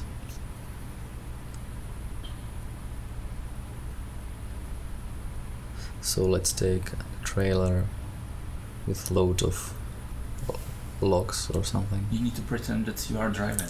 No. Because This is the Zen driving Yeah. kind of Yeah. Like- mental control driving. Yeah, because someone was inside. Every driver from SCS drives with no hands. Yes, we do. You don't?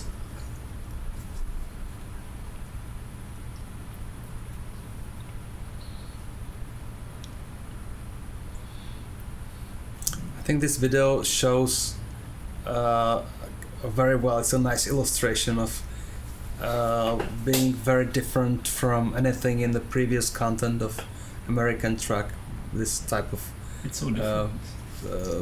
natural environment, and it's showing the attention to detail on so many things along the way in the depots, in the starting, loading the cargo areas.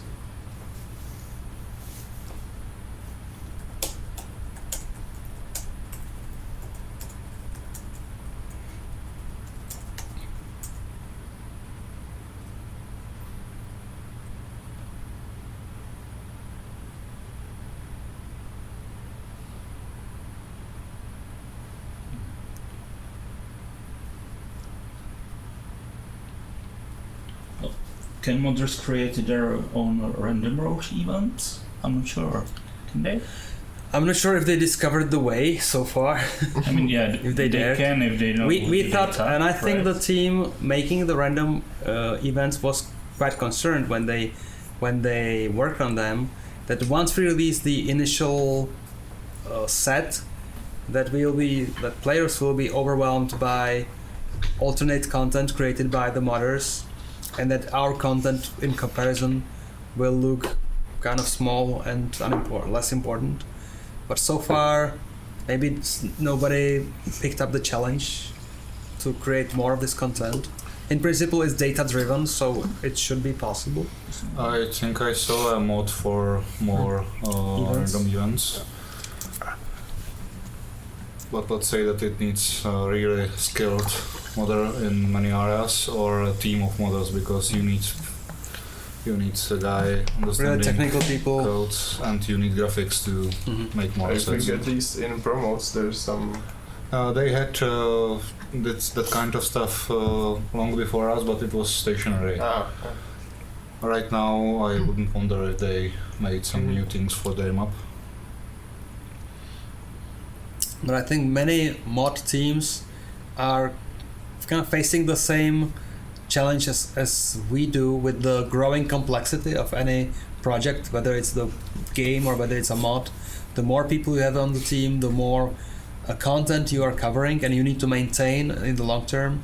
The longer your release cycles become, and the more selective you have to be about the battles you pick versus the features you just leave on a wish list for future. So maybe this is a case of the mod teams, the larger mod teams being already very much committed to a particular feature set expansion and not being able to kind of broaden the focus to more features. Yeah, that's another difficulty with mods, that every time we update our game, they need to update their mods. So if one guy has 5 or 6 mods, it's not a small task to keep it updated.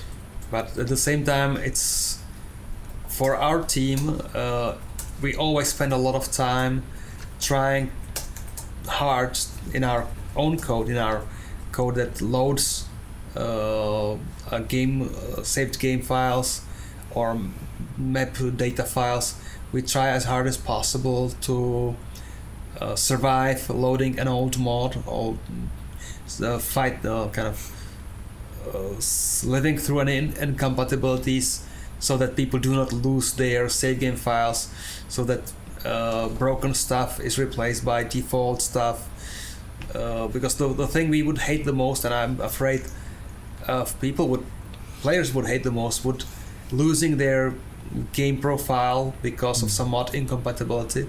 So a lot of our time, a lot of our programmers' time, is being continually invested into making sure that the code they write can survive mod incompatibility.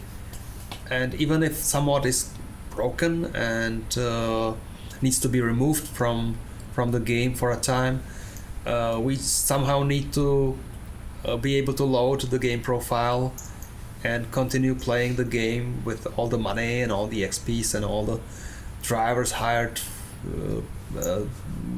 still in the profile, surviving this half collapse of the mod. Well, we are trying hard, but we can't guarantee anything. That's why we have the golden rule that if someone uses mod, we should back up his profile with adding every and each new mod to his game. We should make a Mod of the Year award. What? We should make mod. What? Mod Award for modders? Yeah. Of the year. Not a bad idea, maybe. Yeah. It would be a really hard choice because some of the mods are fabulous, and I wouldn't like to have to decide which one is more cool or more important. Well, I think it would be even impossible task because there are so much good mods and but then some of them competing. Ultimately, if we just created the venue, we didn't have to make the decision ourselves. If us or somebody decided to just facilitate the platform for the votes, then the communities can vote on their own, and maybe they can already do it on ModDB. Yeah, they are doing. Why not? So just pick the most voted one. Well, but that would discard lots of new mods that are great. Yeah. But they started right.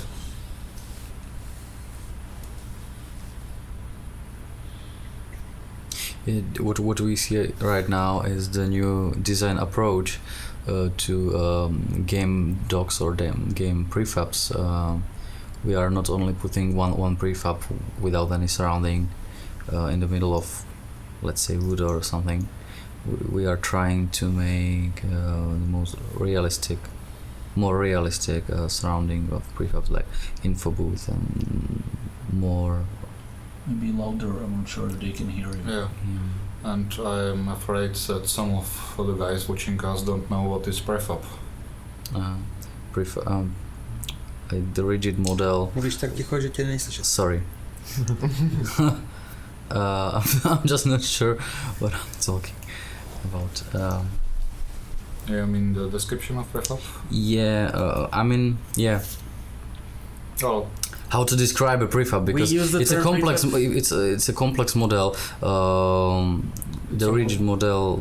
Easily said, it's a big model of lots of small models placed together. Yeah. Baked together, maybe. Baked together, yeah. how long does it take to build one prefab? Like, it around really 1 depends. month. It's a 1 month or maybe sometimes even more to graphics guys, and they need to cooperate with us because we also have some like specifications. There is a lot of assets like what you see right now. There are not part of a prefab anymore, so they create much more assets than before. They are separated and we need to put it manually into the world. Well, historically, like in the early Euro Truck 2 days or even previous games, a prefab would be basically typically a square, huge model with a square basis that would include the tarmac or the asphalt or the concrete as the bottom layer. On top of it, various buildings and the activation points for loading, unloading, servicing. So any gas stations, any industrial facilities would be basically a huge model baked together with all the content on it. As time goes on, we change this approach to some extent. A prefab may still provide the basis of the structure, but it's more like a building blocks kind of combination where you can put or not put individual buildings to some locations, kind of customize it to your needs so that when you reuse it on multiple locations, it can always look the same. You choose one look of a building over another or the different location, and you make it unrecognizable from one place to another, so that the reuse works better for the experience in the game. In the older games, basically all the gas stations would look the same, all the yards of a particular company would always look the same and without any alterations. Now with the newer approach, and we'll be ripping off the old stuff and replacing with the new stuff, we have this more of a building block approach where things will look different from place to place. Now what's the time? Almost 11. Maybe. So a couple more questions. Yeah, there is one I want to answer. Cooled modular interchanges or so-called Lego junctions have all of its road segments and prefabs discovered all at once, just like old junctions. I wouldn't vote for it because I would, but really people have different opinions. I wouldn't because you know I spent like one week by creating the junction, and I want the player to explore every ramp, every exit thing, and every exit road. Yeah, but so take it from the player's point of view. Yeah, some people are very frustrated because they just miss this one tiny little bend that they were half a meter away from for them to count. So maybe we could reach some sort of compromise where the distance for registering a discovery would be like more tolerate more of the distance. But that's something for us to keep in mind, for some to look into. But I would be more open to it because I get a lot of email from frustrated players, a lot of emails, and this topic is coming to me repeatedly, that many people are just kind of obsessive players that want to discover 100% of everything, and there is just 0.1% of a place they just didn't manage to discover, and it turns out to be one snippet of some complex intersection that they never managed to reach without actually knowing it.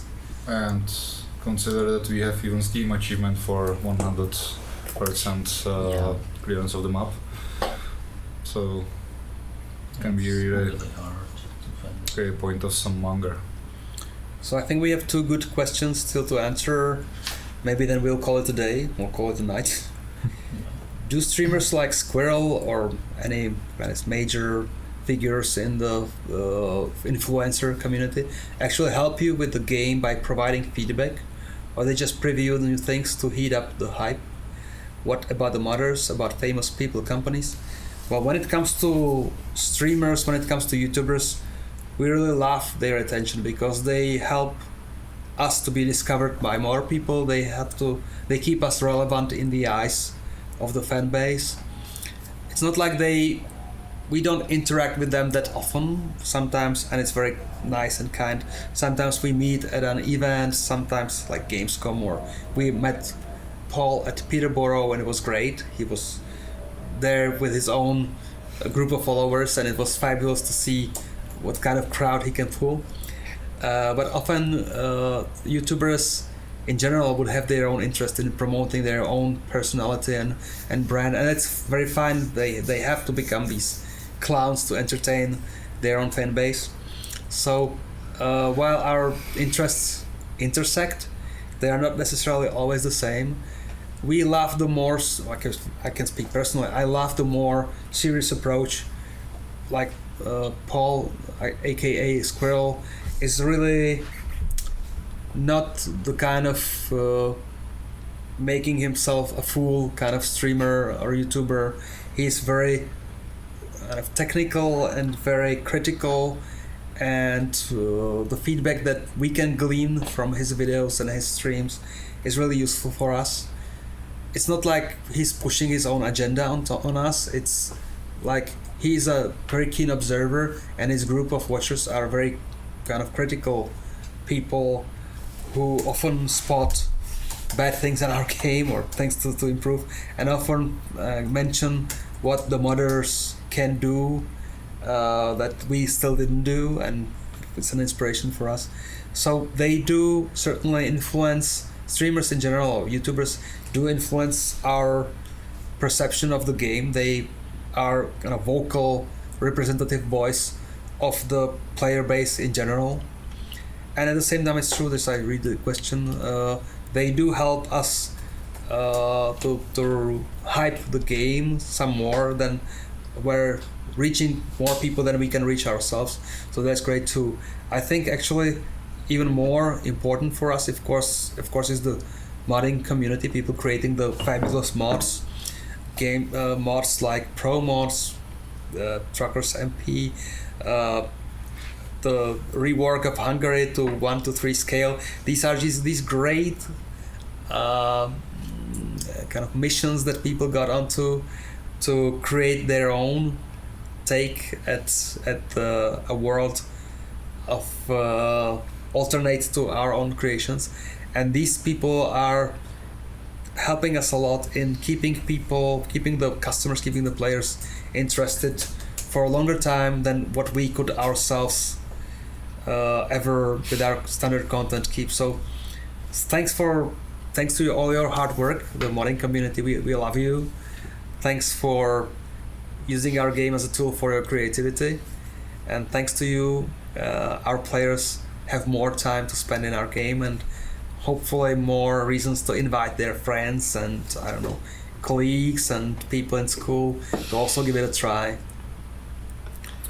I would maybe only add to the providing feedback part of question that a good number of YouTubers are also senior testers, so that's one of the main feedbacks we get. That actually the dialogue is two ways, yep. Even more than I would claim a few minutes ago. Okay, good.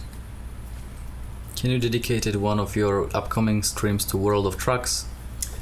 Well, surely as we start to do more regular streams, we'll be visiting different aspects and different specialties and different planned features, so World of Trucks will get its own attention that it deserves as well. Yeah. I have one question too. Can we go sleep? It's past 11 p.m. here and we have been streaming for 4 hours. Yeah. I can barely move my mouth anymore. So I was talking too much at the expense of we invited so many people and I don't let them speak. Sorry. Thanks for being with us on the stream. Thanks for spending so much time with our game in general. Thanks everybody for showing us that the events are really interesting gameplay concept that we added on top of the standard game. We will do more of this. Have a good night or good afternoon or good morning everybody in your region of the world. We know that we have players everywhere basically, so it's been great. Yeah. Thanks everybody coming here. we would love to thank the guys from Gamekeepers CZ for hosting us at their facility. Yeah. We have a very nice studio that we need to copy kind of for our own place eventually. We can just take it over. There are 4 of us until then. So have a great summer, everybody. Have a great time playing our games, but also have a great time doing other cool stuff beyond just being glued to your computer screen. And we'll be sure to bring you more cool stuff, both for American Truck as well as Euro Truck 2, so that we keep you entertained through some more good years to come. Good night. Thank you. Thank you, guys. Good Good night. night. Thank you. Good night. Good night.